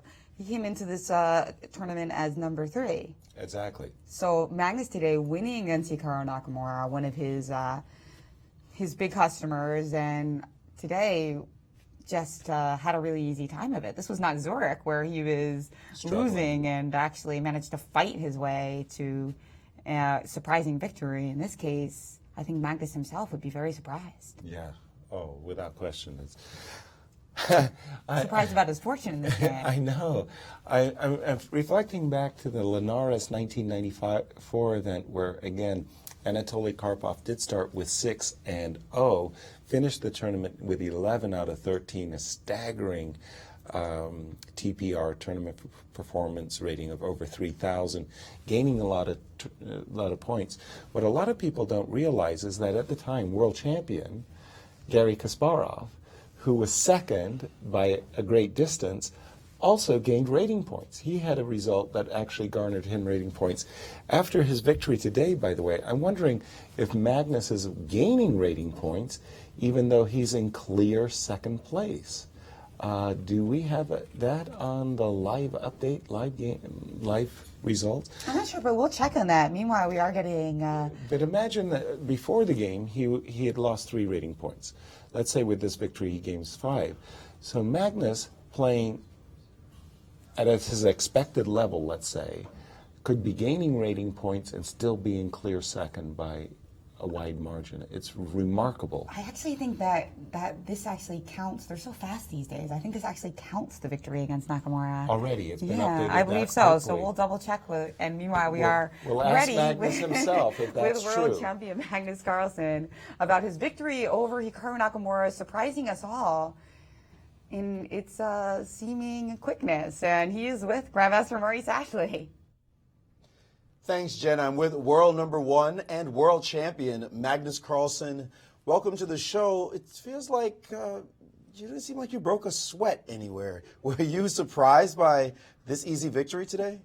Yeah, sure. Well, play this sharp line, which is played many times before. Did something a little bit unusual, and when he played this move knight a6, I seem to remember that wasn't possible. And I just calculated knight e5 for a few minutes, and I thought, well, I mean, if he's found something, he's found something, but it seems to me that I'm just much better, and it appeared that he just missed something, and then he's just going to be at least a pawn down with no compensation. Is that surprising to you that a player of his caliber playing in his line, he's played this before, he just lost a big game in the Olympiad, that he would so easily just lose a pawn in the opening? That comes as a shock to many people watching world chess at this elite level. Yeah, I mean, this is a sharp line. It's very risky for black, but he's played it a few times before. No, naturally, I didn't expect him to be out of book and blunder that early. So, what does the fact that you've beaten him now 10 times and now it's 11 times, how much does psychology play into something like that? I mean, you could never expected you would just beat someone of that caliber that many games in a row. Yeah, I think it definitely makes a difference that I have such a good score against him. I mean, he doesn't lose this way to other people, so. But I guess he has to figure out what his problems are. Best thing I can do is just turn up, and today, if he doesn't play well, just collect. Well, there's another player that's doing really well in this tournament. I mean, your tournament is sort of trying to right itself a little bit, but what is going on with Caruana's opponents? I mean, clearly he's playing well, but some of the moves they're making, just like he's hypnotizing them. Yeah, I mean, the position we have now after, I don't know, 20 moves. If I can get it up. There we go. 20 moves. Yeah, exactly 20 moves. I don't think, I mean, Fabiano was even pretending to play something, I mean, to play too much for a win today. He just played the Queen's Gambit, played very solidly, and then after 20 moves, we have this position. King on C3, yeah. Knight on F3. Like, how, but what's going on? I know you've won tournaments big as well. When you're in form, do you feel like sometimes your opponents may get a little intimidated and just play completely not themselves? Yeah. I mean, I think Maxime was playing ambitiously in the opening today, but I don't know. I mean, some of the moves just seem... I mean, Queen A4. That's the move that struck us as a strange move as well. Leaving the king to its own devices. That seemed odd. Yeah. I mean, Fabiano's playing the way he's played all tournament. He just plays very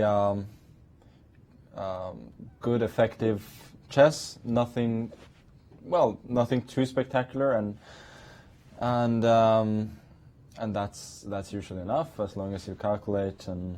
But it's not usually enough to win 7 games in a row. No, that's pretty insane. And you say nothing too spectacular, but he's made some spectacular games so far against Topalov, playing badly, but not playing the best moves. But he did prosecute a big attack against him. Yeah, but I'm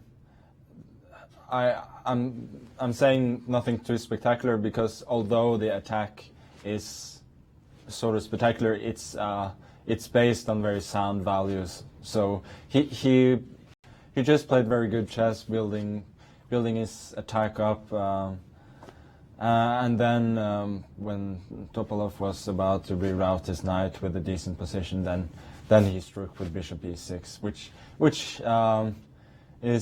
it should not come as a surprise that you have such a stroke when all your pieces are in such good positions.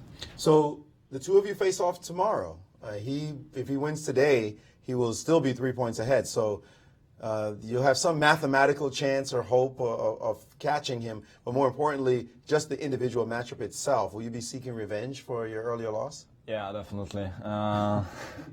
So, I mean, the game tomorrow is really my last chance. Not necessarily to win the tournament. I mean, that's way, way out there. But just to get a positive result. Well, if I play a good game tomorrow, I should have a chance. I mean, I still think you can do well against Fabiano just by playing more or less normal chess. I mean, you don't have to do this. That said, well, we are looking forward to your game against him. I'm sure it'll be entertaining. Thanks so much for joining us. Yeah, thank you. World number 1, Magnus Carlsen. He can't control the smile, guys. It's a hard time believing. Bad. Yeah, he's having a hard time believing that in a Queen's Gambit declined as black, you could be a pawn up after 20 moves and chase your opponent's king to c3. So he's having a hard time containing his mirth. But Fabiano Caruana said the same words. I just need to play normally, just like I've been playing all tournament. Right, but the normal has worked great. And I saw this marvelous tweet by Gary a moment ago on your screen, right. Jennifer. You got to pull that up for our audience Oh, because well, that was pretty funny. Well, Gary Kasparov also wondering, just like you did, and this was actually from Mig Greengard at Chess Ninja. Oh, I'm sorry. And he said, well, he's quoting Gary Kasparov. Okay. He said that Caruana can win with black in 20 moves with only 2 pieces. Hard to understand why White didn't cast on move 14 or 15, and Thank you, so Gary. We agree with Gary you. and Magnus agreeing, so I guess if they agree on something, it's probably true. Probably true. And we also had another tweet up there from Tarjei Svensson, one of our favorite tweeters from Norway, and he said that it's possible that Nakamura has just played his worst game against Carlsen ever. Hashtag Sinquefield Cup.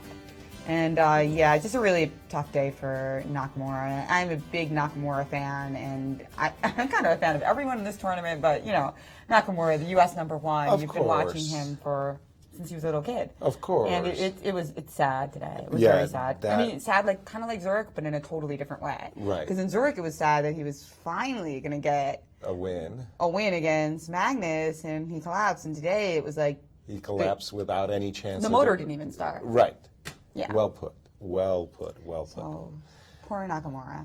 And let's just make sure, by the way, I mean, we've already kind of pegged that Fabiano's going to win this game, but as it's unfolded, it's not 100%. Of course, a pawn ahead and the initiative, but this move, Queen A5, was actually finely well-timed, a good move by Maxime, as he's looking for his own counterplay based on a future Queen C7, and also if he can just keep his king protected, he'll just win thanks to his extra pawn. So Fabiano stepped back with his queen, so Fabiano has in mind that he wants to limit the activity of White's queen. Any Queen C7 incursion could be met with a trade of queens. We saw this capture, and I'm expecting Fabiano to play the move Queen E7 so that he can recapture the pawn with his queen on E5.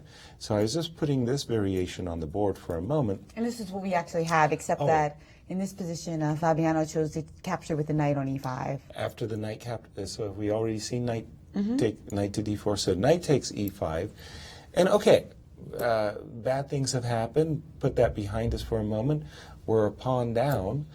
But that extra pawn for this moment is this pawn on H7. And, okay, White's position, he doesn't have any compensation. Don't get me wrong. I mean, I still think Caruana's cruising very nicely. But remember that MVL is also very low on time. He's only got a little over 3 minutes.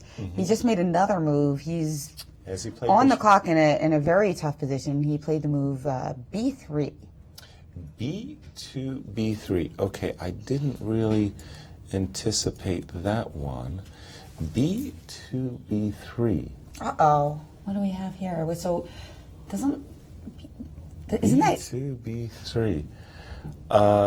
That's a kind of a scary move that something could go very wrong based B6 upon and C5? B6 and C5 to Yikes. begin with.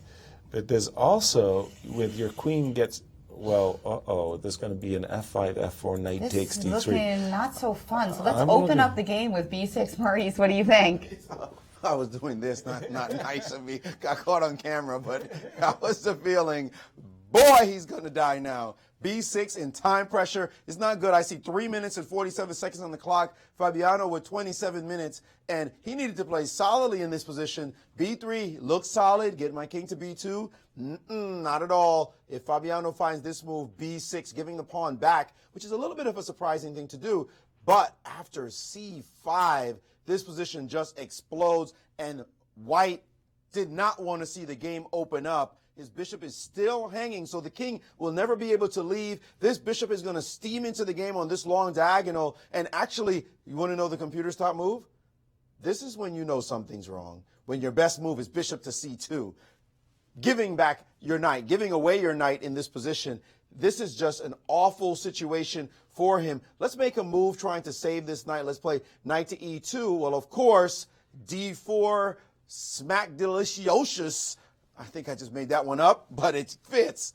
D4 cracking the position open. It just all over now. But the tiers, knight takes on D3, king takes, queen E4 check. And man, you want to cry at positions like this one. Oops, the queen guards the pawn. There's going to be a check to the king. The positions just burst open. All Caruana has to do now is find this move, B6, with the idea of C5, and he's going to know that he's rolling in that situation. Hopefully he doesn't play solidly. He could. Oh, he did play B6. Wow, a smashing victory about to happen. And his opponent, with only 3 minutes to calculate, has just grabbed the pawn, but he knows the deal. This one is over. We are going to see 7-0. We knew it, but this is just horrible. And he has played C5 as well, knowing that this attack is just dominating.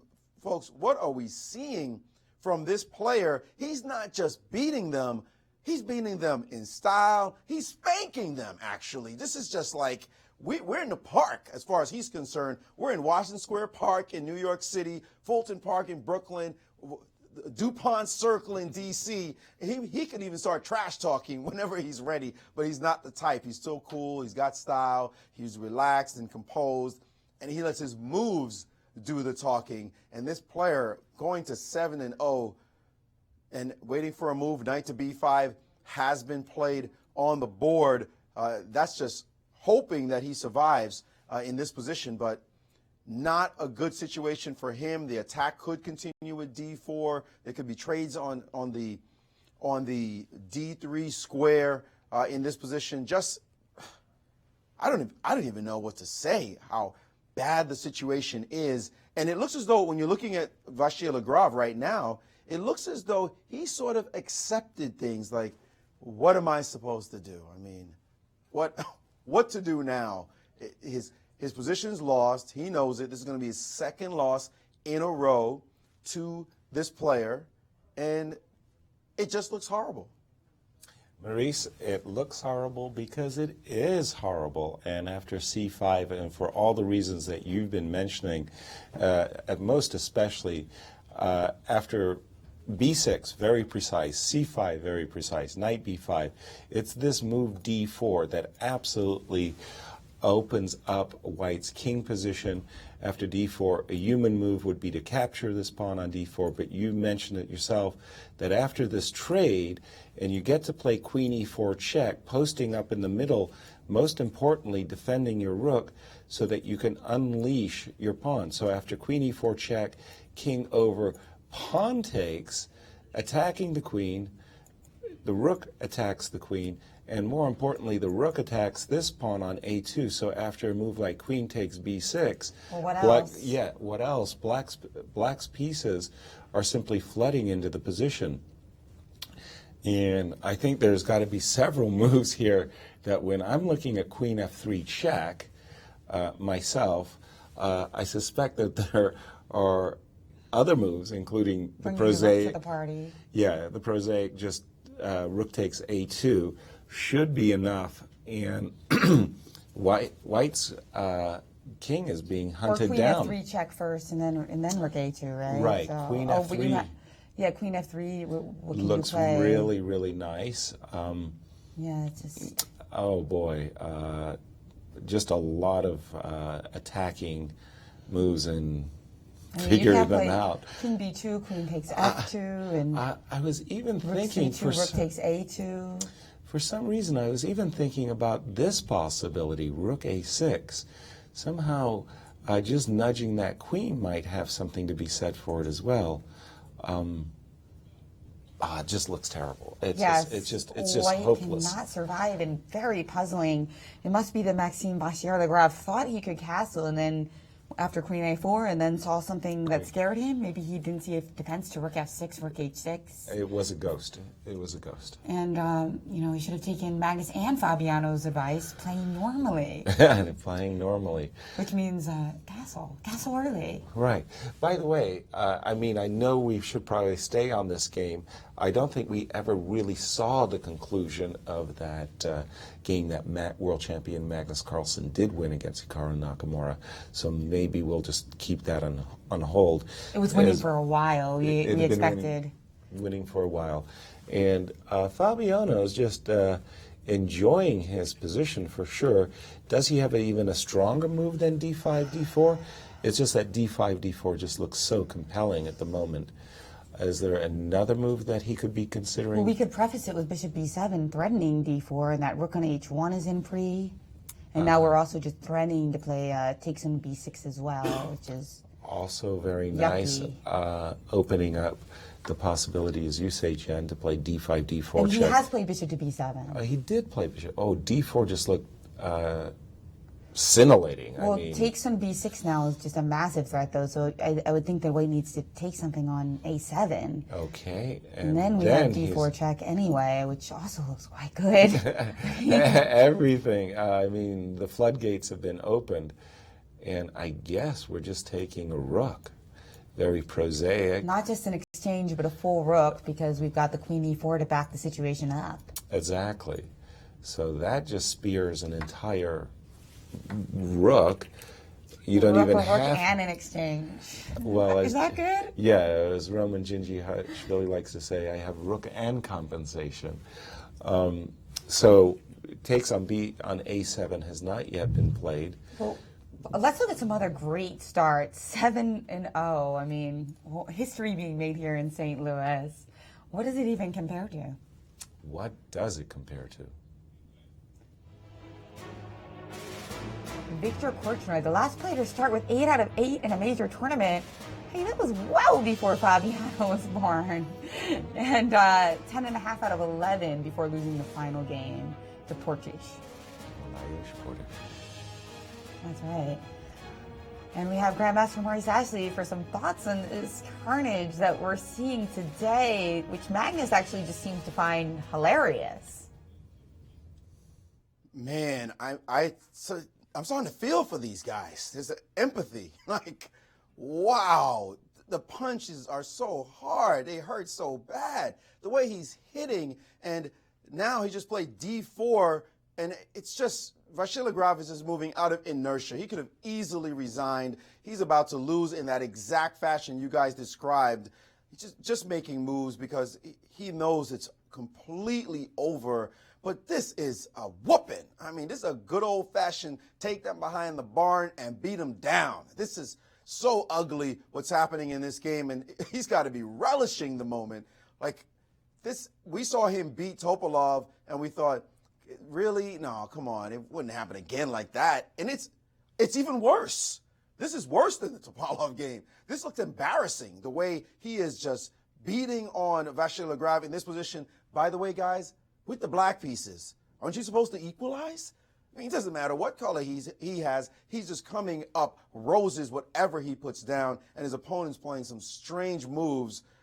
I cannot imagine this happening tomorrow against Magnus Carlsen for sure, but that's going to be an epic matchup. Will Carlsen stop this runaway beast? I mean, this is just not to be believed what we're seeing now. A fantastic 7-0 start in style. Has he been worse in any game? Has he made any mistakes other than maybe miss a win in one game? This is just amazing. Well, Yasser actually thought he was slightly worse in this game. I mean, I don't think the opening was really the problem for Maxime in this game. No, it was the queen a4 and not castling. Absolutely. And although I was, of course, too young to understand it at the time, but in the 1960, prior to the 1960 World Championship match between Michael Tal and Michael Bodvinik, the young Misha Tal, his opponents were complaining that he hypnotized them, that there was some Tal magic that made his opponents play weaker against Michael Tal. We're seeing some moves. Seeing that variation, d4 check and has been played as we expected. Taking on d4 has been played as well. And we're expecting the move knight takes d3, which wins gobs of material. 2 rooks are hanging, and at the same time you just took a bishop. We saw the variation king takes, and we just, frankly, we just stopped. Bishop takes h1 has appeared on the board, and now has I it think appeared already? Yes, I think we're waiting for that very special moment where, I mean, I hope you guys are watching, because chess history about to just be made. Continuing to be made. It's not even over yet. I mean, But the history isn't in the books yet. When he keeps winning, it could continue. Well, in fact, we have a real hard time calculating the TPR, the tournament performance rating of Fabiano Caruana, because it's well above 3,000. It may be even as high as 3,600, because we need a draw to compare. Now, rook takes c5 rook takes c5 was played instead of recapturing the bishop. So right now, black is up a rook for a few pawns. A rook and a king, I would say. Yes.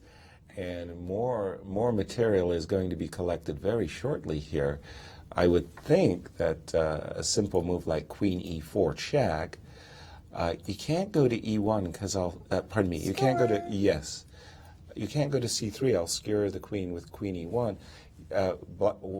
Pardon me, white's king would force to drop back. I could play rook e8, I could play bishop f3 to step on e2 square. No, pardon me, I should just do it simply. Just because you don't want to allow rook e5 so much. Well, then I'd go queen b1, but the simplest I mean, you don't want to make a slight inaccuracy and get a losing position here. No, it would take a number of errors for anything bad to happen here, that's for sure. I don't think it's even possible. This accuracy... so I'm just seeing rook e8. You're a whole rook up. I mean, sure, it allows knight c7, but d4 is hanging. d4 is hanging. The knight cannot move, of course. You don't want to lose this pawn, which would hang the rook and the king and everything else. So I think... We have some more moves on the board. It looks like these two might be giving us a special treat and playing to the very end. We love to see that king walk. Okay. So after rook takes c5, Fabiano has played queen to e4 check. And instead of your move, Maxime Vachier-Lagrave played king to c4. Okay. And then, so instead of king d2, which we were just looking at, and then a quick queen e2 check by Fabiano, king to b4, and now Fabiano on move. And just, just played queen to d2 check here. Which looks very, very simple. Now, forcing king a4 so that keeping contact or putting something on c3. Right. Well, knight c3 would end up losing the d4 pawn. So king a4. Well, we just snabble one more pawn with a check. And I think it's just inertia, frankly. I mean, it's the time trouble inertia of Maxime that is making him continue here. And in fact, he did play your move, rook to c3. Exactly. But that pit is just going to be devastating. Right. Nothing changed. The knight is the glue that's holding white's position together, so the simplest is bishop c6, just to remove that knight, which is protecting the pawn on d4, which is protecting the rook, and or rook c8 looks rook good c8. As well. Lots of winning variations now, but I think bishop c6 has got to be the simplest of a plethora of choices. Yeah, bishop c6 just threatening bishop takes b5 and queen takes d4. It's just rook takes a7 as well. Yeah, just totally kaput here. And I agree with you that probably Maxime just playing here until they make time control, because he'll definitely be aware of how awful his position is. So this is one to remind those of you watching at home: castle early and castle often.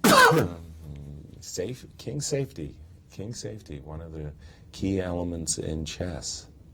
Wow, do you think he'll... so tomorrow's going to be a key game. Magnus already admitted that he doesn't really see tomorrow as a fight for first place, because remember that not only would Magnus have to win the game, but Fabiano would have to lose the final two games, and Carlsen would have to win the final two games. Collapse So completely. it's mathematically... Total role reversals would have to occur. Right, exactly. Like the mathematically unlikelihood of what happened so far, we would have to repeat that with a series of super unlikely events in order to make their tie for first here. So on the other hand, though, the matchup will psychologically be very relevant, because Magnus wants to show... Well, I think Maurice nailed it very early when he said, look, these two guys, world's number 1 and 2, they're some of the youngest guys. They're setting their own record in terms of matchups and age matchups.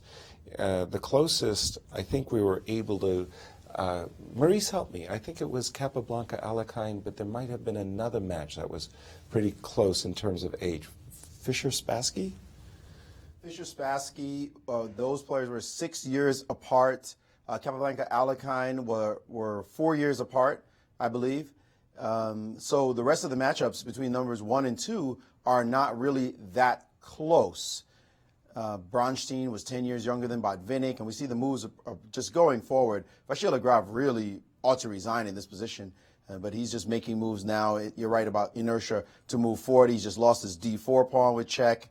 That's A7 pawn is going to go any second now, and he's still playing the moves. Oh, sorry, he's played queen takes. So let's just update this position here. We're here. He's just taken actually on D4, and now rook to C7 was played, still getting crushed. But you look at this in context, and it's remarkable seeing young players like Carlsen, like Caruana, numbers 1 and 2 in the world right now as the live rankings, and barring something epic, will remain numbers 1 and 2 after this tournament is over. To see such young players, we might be seeing a matchup of 1 and 2 for years to come. We might see these two players, now that Caruana has emerged as such a phenomenal talent, seeing him challenge Carlsen, or they challenge each other to grow, to compete.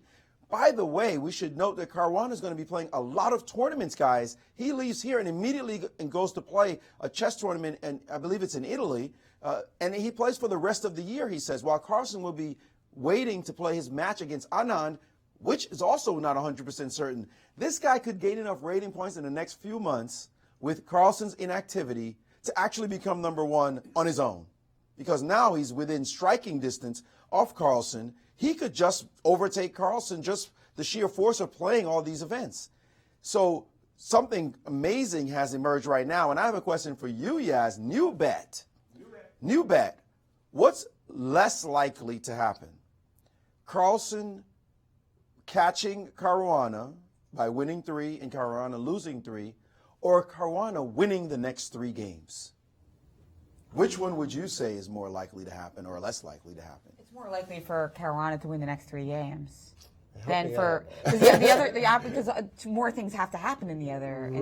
The other one he has to lose 3 games. So I'm betting it's easier for him to win 3 games and lose 3 games. Dare I say? Yeah, I think based on his performance and based on exactly. Plus Magnus would have to win all his 3 as well. So that means it's not the craziest thing in the world to imagine that Caruana would win all 3 games. There are things that are far less likely than that anyway. But he looks right now like he's got his opponents mystified. It's like Tal forced players to wear the shades. Maybe somebody's going to have to bring out the shades against him. I don't think we're going to see Magnus bring out shades. He's cool enough on his own. True that. At this moment, I think the players are close to making the time control. I had expected in this precise F4, moment, right? F4, yeah. to may I introduce Rook F5 check. But what Caruana played instead was he brought his rook over with a similar threat. I was just thinking, error that blows the wind. No, it doesn't. The idea of F4, I thought, was that we might, in fact, end up grabbing this pawn, and with our pawn on F4, grabbing another. In other words, I'm as greedy as they get where pawns are concerned, and I thought, okay, get at that. But I think this move, Rook F8, will force Queen B6. Queen B6 has been played. And, okay, Maxime is hoping against hope that somehow his queenside majority compensates for an entire rook. I don't really think we're even close to anything of that consideration. So probably we're going to see something like a check. Okay, I'll just put this on the board for a moment, and I guess, no, I don't want to do that check. I like that mate that you were setting up, though, with Queen D3 check and King C6. Yeah, but that's a pretty little mate in the middle of the board, isn't it? Just to show what Jen is referring to. Queen D3 check, King C6, horrible. Mate, oops, we don't like that. But after King B4, I'm not satisfied. I sure would have liked that pawn on F4, by the way. But having said that, let me just see. Rook D5 check, King A6, and we're messing things up. So rook Are d6, we? there's rook No. c6, and then No, we have... aren't messing things up. We've got oops, not that way. I do it the other way. The other way, rook takes c6 first is what you were trying for, right? Right. Pardon and then me. just, Queen takes c6, yeah. and then just grab this guy over here, and that's all she wrote. So, okay, so not surprisingly, rook d5 check does win. Just among other things, I'm sure. amongst, I am sure. But as we're well. always predicting the most accurate moves for Fabiano, right? And we've usually been right. Actually, he's been extraordinarily accurate throughout the entire tournament. So rook d5 should be.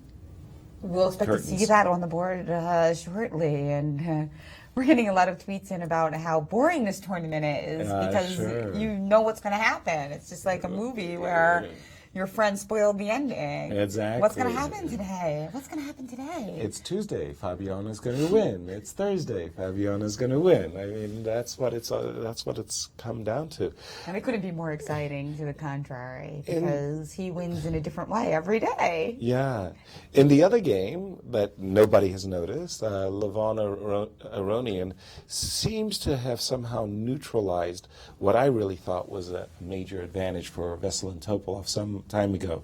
I still like Veselin Topalov's position, but it's he's pressing a slight advantage at that. Well, those two bishops that you loved are actually not just gone, but both of them are gone. Yeah, I don't know exactly what took place. We still have to stay, we still have to stay with the Caruana game because History this is so being made. historic. And Maurice, how do you think this is going to finish up? I think Caruana is going to win, I think. By the way, we've been extolling all his virtues. Actually, he has not played the most accurate moves in this sequence because he's completely relaxed. He already knows he's winning, so he's playing the most natural human moves. But he had easier wins before now. I say easier, let's put those in quotes. One particular win was extremely deep, but he would have won very cleanly. In this position here, way back when this move was played d4 and takes on d4, remember this? He could have actually played takes right now. This a-pawn is the whole heart and soul of White's counterplay. But if he had taken right now, this is just over. There's nothing to do. You take this pawn back, then knight takes d3, and the same position occurs after king takes that we saw earlier. But now, first of all, there's queen e4. We could take the rook in the same position where you lost the pawn. Remember, we lost this pawn on this square. It's no longer a lost pawn, and it's just this a7 pawn that's going to die. And that's it. It's just game is over. That was one easy way to do it. Another easy way here is just to attack the king directly. A nice little queen check. And what are you supposed to do here? Your king has nowhere to go. We'll pick your knight off. If you go to c3, just a rook check, and we're picking the knight off. So that's busted as well. So that was an easier win. Of course, what he did is fine. We're kind of forgiving him because he knows he's winning. But just to talk about precision, again, in this moment here, after rook c7, he played rook to d8. That's just the kind of, I'm winning, I'm just going to play a normal move. The computer calculated something very deep, a rook sack. Who's going to sack a rook and go down material right now? But this sequence will win the white queen in a long series of moves. Matter of fact, I'll just play it out. Takes. The king now dare not go this way because it's going to get mated at some point. Now he can run to the center, and black has to find only moves now. That's why he didn't play it. He has to find a series of only moves to keep the edge, believe it or not, because he's down a pawn, and there are threats to his, well, not really threats, but you can't organize well if he gets a queen to c5. Then you're not winning like you were before. So now these series of checks begin. The king has to step very carefully, but every step it makes, these pieces are attacking it. It does not go to the 5th rank because of some problem checks. So I'm just going to give you one line. Sorry, he couldn't go to c3 because of this check. So he has to go up, and now on this check, and all the moves just being direct, force attacking moves, and suddenly this one means the queen is going to go bye-bye in this position. So he would have had to calculate that. That would have been work when he's thinking, I don't have to work. This is over. I'm just going to play the most natural moves and force resignation. Well, he hasn't yet forced resignation as Vasyl Agraf is still making moves in this position. Clearly, it's over. We're just picking teeth or something. Yeah, play a little bit better, Fabiano. Come on. Not playing perfect chess. Expecting more from you. I'm kidding. Mr. Perfect, Fabi. He's not. And he has played rook to d5 I don't check, understand. and he's played rook to d5 check, and after rook to d6, Maxime. King a6, rook d6, yeah. That's right. We were talking about rook c6 and how that was winning after rook takes c6. Maxime instead has played the move a5. A5. Okay, at least it's a kind of a humorous move. Are you sure this isn't Zucker-Steinitz match after all? It feels like we're... So now we've got some kind of study-like checkmate to set up. I would go with a check. Let's just see this for a second. King has to go here. Check. Okay, where's our study-like checkmate? Let's see. Okay, I think I would just take the queen. I'm sorry, I'm boring. So boring. I am a boring player. I just take the goods. Give me your pawns, baby. Give me your pawns, baby. Yeah, right. Because we can just Well, the after idea, b7. The idea is if you wanted to go rook b7 and rook b8, that would be a nice self-mate. A little checkmate. And meanwhile, if I play b7, I'll go check and I'll take this pawn with a queen and we can shake and hands. you can just after taking on a7. And after taking on a8, you just play queen takes e8. Right. Meanwhile, rook c8 check. Well, no, I'm just saying king here, I take with a check. Oh, you just take the check, yeah, exactly. I take with a check, and then after, say, king here, I'll move my rook, obviously, and after check, I'll move my king. So that would be simple. So just taking the queen, I'm not even sure that these checks and taking on b3 is necessary, but that looks pretty precise to me. But this is how to do it if you're not going to resign, right? We like it when people keep playing, and if you're not going to resign, show us some fun. A5, queen sacrifice. Right. When we absolutely least expected it. Yeah, Maurice? What did you do? Was there a second bet with Vachier Lagrave and the over-under was 40 moves? Because that's what it looks like. He's just trying to get to 40 and say, no, I won the bet. That's it. It's done. At least this guy didn't beat me in under 40 moves like he did the rest of those clowns. Well, clearly this is over. The best way to play, there is no mate, according to the computer. Take the queen, take the pawn, and look at the guy and say, what are you doing? And I think he'll make move 40, and that'll be it. This is simply over. I kind of laugh watching you guys analyze the queen up position. Yeah, the queen ahead. We're getting the big bucks to analyze up a queen. What do you think? Some of the guys at home might just be trying to figure it out still. And to credit Maxime, he has been playing all of the recent moves, just blitzing them out. Right. Every move has been under a minute for the last 10, 15 moves. And, of course, he's just putting on a little show for us. And Caruana, by the way, is definitely looking for mate. You can look at this position. You could tell. It's like, there's a free queen, and no, I should mate this guy. And you could tell he's looking for that study-like mate. He might even waste some time on his clock looking for a mate that's not there, and eventually have to take the queen anyway. Well, Mr. Perfect doesn't want to play imperfect moves. It doesn't feel good. No, and, well, he's reeling the point home. I mean, that's for sure. Let's just flash back. No handshakes. They're still playing, I believe. You're right. Okay, I thought I spied a handshake, but instead, he hasn't quite captured the queen. Doesn't look like he captured the queen. I think he went queen d3 check as we expected, and then king b7, and I think he's going to go a check, and the king goes back, and now he'll take capture, the queen, and he'll pick up this guy on b3. And then it's 3 versus 2. He's a queen ahead. And meanwhile, king b7 just allows queen coming back to d5 check. Mm-hmm. And that's all she wrote there. And those pawns are just not even going forward. Exactly. Yeah, they're not going forward. I was just going to show the finish of the Magnus Carlsen game. We never really got a chance to see how bad things really ended for Hikaru. And we will keep the webcam on that game so we can get the historic handshake. But let's take a quick look. Yeah, I mean, just when we left it, Maurice and I, we understood as soon as White grabs his pawn on c2. That's all she really wrote, because then you're 2 pawns ahead, and there it is. Fabiano have Caruana, 7-0 in the Sinquefield Cup. I can't believe what I'm witnessing. I really can't. This is unbelievable. It's it's just fantastic. It's not about whether Fabiano wins today, it's how will he win today. And today was very different than yesterday. No biggie in the opening, and really a collapse by his opponent, refusing to castle. Correct.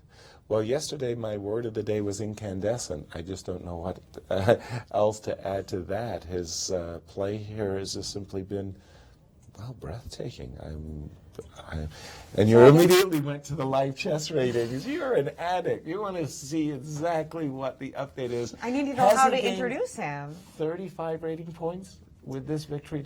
He was up 30 points before this game. So you got to add another 5.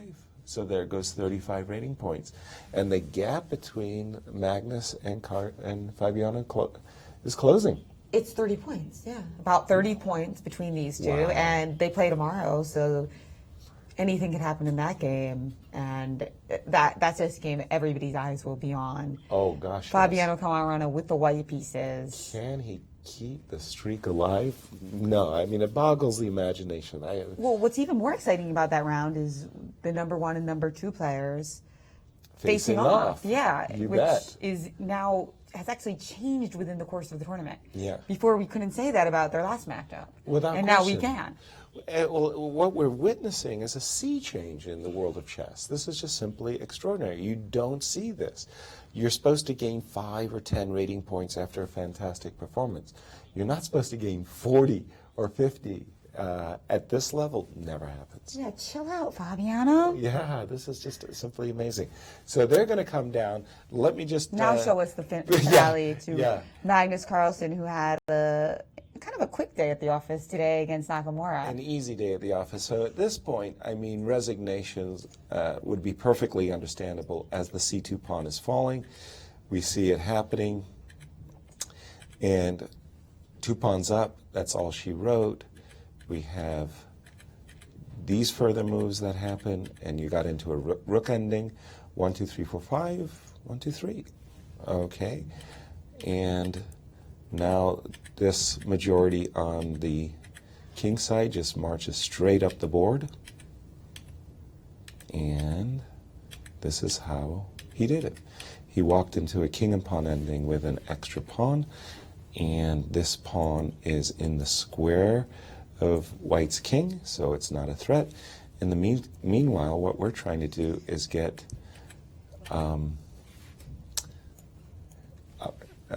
3 versus 1, which achieved, and here Hikaru threw in the towel. Yes, and obviously could have resigned a lot earlier, but showing us exactly how this position is completely lost. Exactly. And so we are all stunned. The final position, by the way, why did Magnus resign? Maxime resign. He did, in fact, after this move, queen d5, not wait to see that variation that we pointed out with rook takes b6 and queen takes b3. He witnessed that he had seen enough. Yeah, and he played a kind of funny move, as you pointed out, a5, and I wouldn't be surprised if it actually was inspired partly by a sense of humor. Exactly. And then it was over. Wow.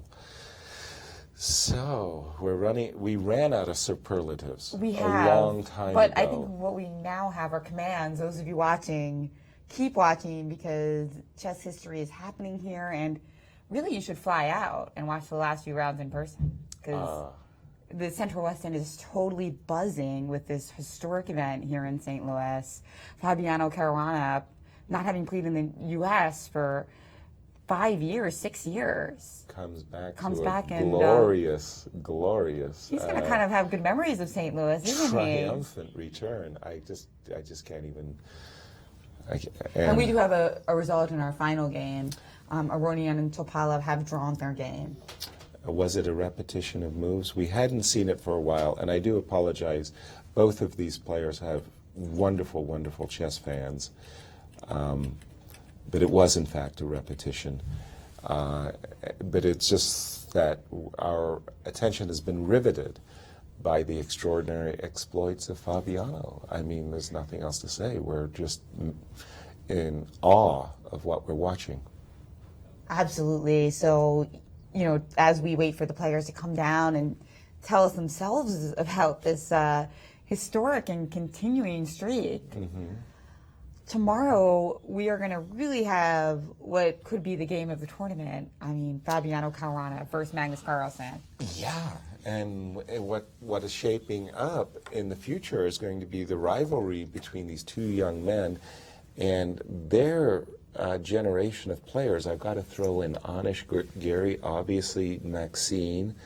Well, Anish challenged Fabiano to the Ice Bucket Challenge, so I guess that was definitely some good luck at least. Right. What an achievement that was.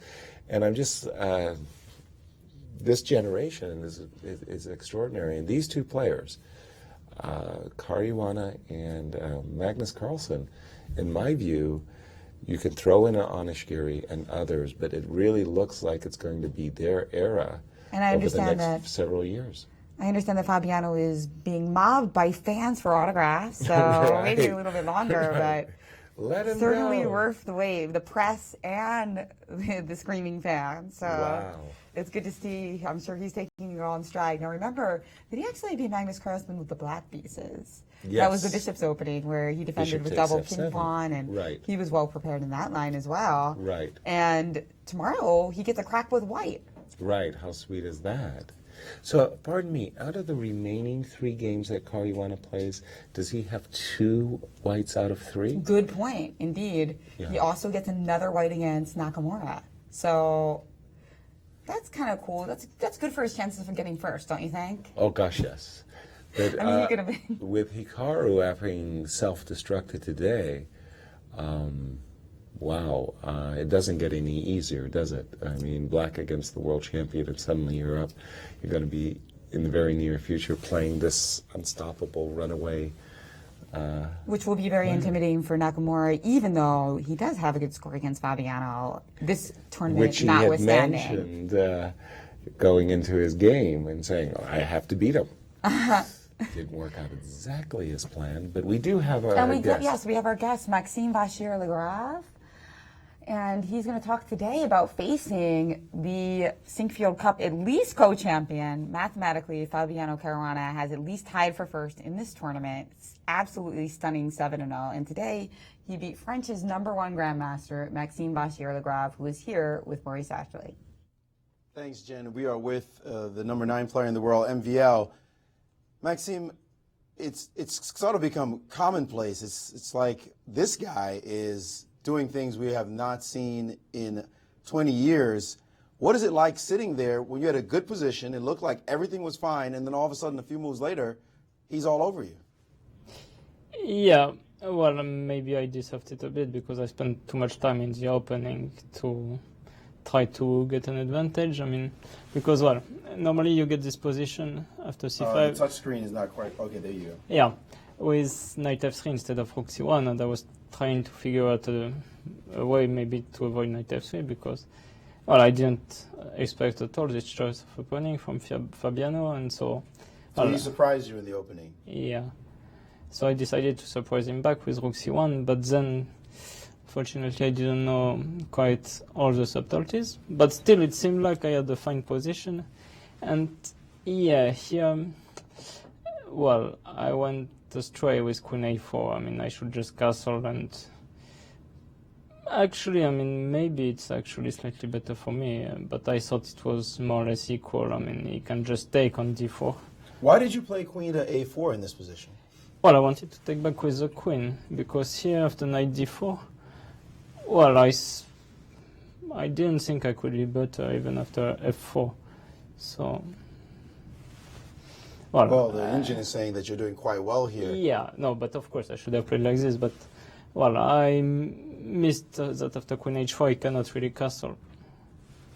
Because if I castle, well, knight f6 was a problem, actually. And it doesn't seem as though the engine thinks this is such a bad idea to play this way, that you had some chances, although queen a5 is this next move. Kind of strange, though. The next few moves you played here, when you played queen a4, then g3, then rook f1, knight g5, your king started marching on the board, that had to be a terrifically unpleasant feeling. Well, actually, I thought it was a good defensive idea, but, well, I mean, of course, if I can castle, I should castle. I don't know. Are you as mystified as the rest of us that he's getting these these positions, he's not really doing necessarily anything special. He's playing solidly, and in some cases, you guys are self-destructing. Well, I mean, you're saying he's not doing anything special. Well, I mean, it's maybe not describing quite the reality because, well, I mean, all right, first of all, not making any mistake.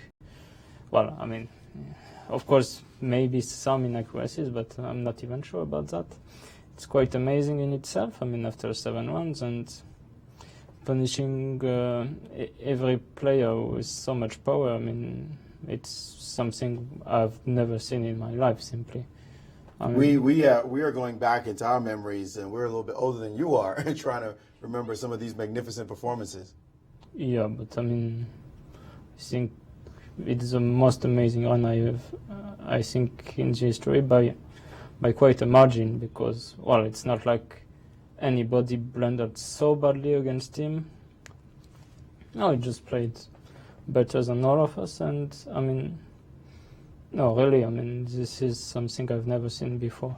So you have 3 rounds left. There's still second place to play for. You're still within range. What's your thought going into your next 3 rounds? I don't know. I mean, well, now I have to be careful not to collapse. I hope I won't, but I mean, this is my main concern at the moment. But, well, 3 more games, we can see what will happen. But anyway, I'm not playing for anything special now. I mean, maybe to win another game and, well, try to end the tournament on a good note. But that's it. Well, we thank you very much for joining us, and we wish you the best in ending the tournament on a good note. Thank you. All right, Maxime Vachier-Lagrave, France's #1 player, still trying to figure out what it's like at this higher level in this tournament, but very frank admission about the wonderful play of Fabiano Caruana. That's right, and he said that he's never seen anything like it in his career. Neither have I. And yeah, he's only 23, so. And I'll double down on that. Hey, there's a lot of gambling in today's show. Wow. We went from a poker and chess tournament to chess in Vegas to bets and doubling down. What's all this? I'm going to stop thinking, believing in probabilities anymore because what has happened is so improbable that I've got to stop. I mean, this is just amazing. And the man of the hour. He's getting set up for his interview. That's right. Fabiano joined us in our Caruana. studio, and we are just reeling from his success, and I suspect he is as well. 7 out of 7. Fabiano Caruana, at least tied for first in the Sinquefield Cup. He's with Grandmaster Maurice Ashley. Well, you know, this tournament has gotten really boring. Same old, every round, win all your games. When are you going to show us something really special? I mean, can you believe that you're 7-0 in this kind of tournament? I didn't expect it. I think I say that every day. Yeah, it keeps getting weirder that I keep winning, although I'm not really trying to go for anything like this. I'm just trying to play normally. I would have been very satisfied with a draw today. I played a pretty unambitious line, but yeah, at some point I just took over, which was very unexpected, and it happened so suddenly. And he played Queen A4, and then sorry, you played Queen H4, and then he played G3. If you don't mind touching that for me, right there on the move 15. Yeah, you can touch it. And would you have suspected that just like that, like these moves would be on the board, and suddenly his king is marching to C3, like it's like a lamb to slaughter. Are you hypnotizing people? I'm not sure about that. Actually, I'm not sure what he missed. I mean, Queen A4 was a very strange move. After that, I'm just taking over the initiative, I think. And he didn't really put up much resistance. I mean, I just won a pawn without any struggle, and the game soon after. There was a point where you were just like blitzing out the moves. Were you surprised he kept playing in this position? Yeah, I was surprised. I expected resignation, but then he shocked he shocked me with A5. Defending his queen. I suddenly got very worried because I'm always worried when there's pawns on A7 and B6, ready to go to B7. But okay, I'm a queen up, so that should be enough. Slight compensation for the 2 passed pawns. You play Magnus Carlsen tomorrow. How big a game is that? I think it's as big as any other. I don't really intend to do anything special. I'll just play how I've been playing, or at least try to. And okay, I mean, I don't. Yeah, for me, a draw is a normal, reasonable result, and okay, a win is well. A more normal result. I wouldn't say that, but yeah. Well, I'll just try to play normally. I mean, I'm not going to play for a draw from the start. I'm just going to try to play normal chess. Well, he mentioned when we asked him the same question, he said that it's a big game for him. I mean, he's going for it in this game. What's your reaction to that? Well, I expected that. He has to at this point, but we'll see what happens. 7-0, you've gained 35 rating points at a 2800 level. Like, how is that possible? Does that seem reasonable to you? No, not very reasonable. When you go back to your room and you're with your coach, are you guys like high-fiving, or he's like looking at you funny? Like, what's going on? Is there anything that what do you guys do after these kind of victories? I think I've surprised him as well. He keeps getting more shocked because in most tournaments I usually manage, even if I start well, to ruin it pretty quickly. And here I haven't managed that. And I'm expecting it each game, but so far it hasn't happened. Incredible. Well, we're certainly not bored by your performance, and you seem to have the level head needed to keep playing. So keep us entertained. 8-0 sounds like a nice number. Thanks so much for joining us. Mr. Perfect so far, guys. Fabiano Caruana playing amazing chess.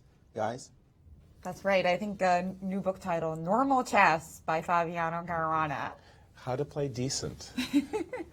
Decent chess. Yeah, we're just cracking up here at the understatement of this historic result. It's really incredible. And, people are even changing their plans in order to watch this history take place. Some of your Twitter yeah, feeds. We've got Javier Soto, who says that he's so excited by the history going here at the St. Louis Chess Club that he's flying out to St. Louis with Nacho Saito to attend the Sinquefield Cup, the strongest tournament in chess history. And witness this most extraordinary series of wins I've ever seen. Come on out. I've never seen.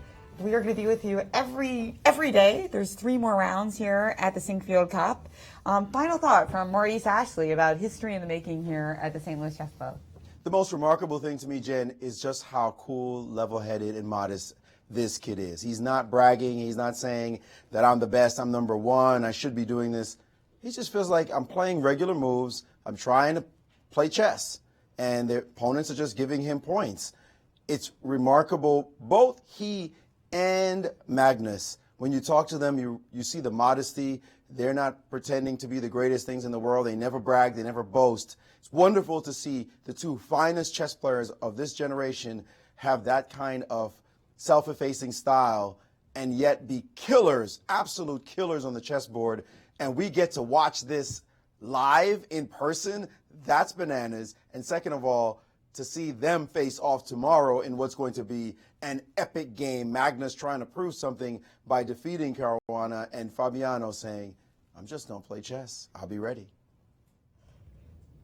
Magnus and Fabiano, yes, the big showdown tomorrow. And I mean, honestly, I don't think I've ever laughed so hard in this broadcast. Magnus's interview, he was just really hilarious. He's shaking his head, wasn't he? If only Maxime didn't bring his king to C3, right. Maybe I'd still have a mathematical chance of winning the Sinquefield Cup. Right. And now he can only tie for first and win in a playoff. Let's take a look at his standings. A lot of prestige in that match tomorrow. That's right. Fabiano Caruana, a full 3 points ahead of the field here at the Sinquefield Cup, a perfect 7-0. Magnus Carlsen behind him in second place with 4 points. Vasilin Topalov with 3. Maxime Bashir-Lagrave and Levan Aronian with 2.5. And poor Hikaru Nakamura, after today's game, he is in clear last place. So let's take a look at tomorrow's matchups. We've got Nakamura versus Topalov. We've got Aronian versus Bashir-Lagrave. And the game that everyone's eyes are going to be on, Caruana versus Carlsen. Carlsen says this is going to be a big game. Caruana said he's going to play normally. And pretty much those two things mean the same thing. Normally, to Caruana means he's going to play some exciting and perfect chess, and I can't wait to see this throwdown. Agreed. So join us tomorrow at the St. Louis Chess Club in person. You can watch at Lester's or the Hall of Fame, or even here at the Chess Club itself. Or if you're online, check us out at 1:50 Central Standard Time, 2:50 Eastern Time. You're not going to want to miss history in the making here at the 2014 Sinquefield Cup.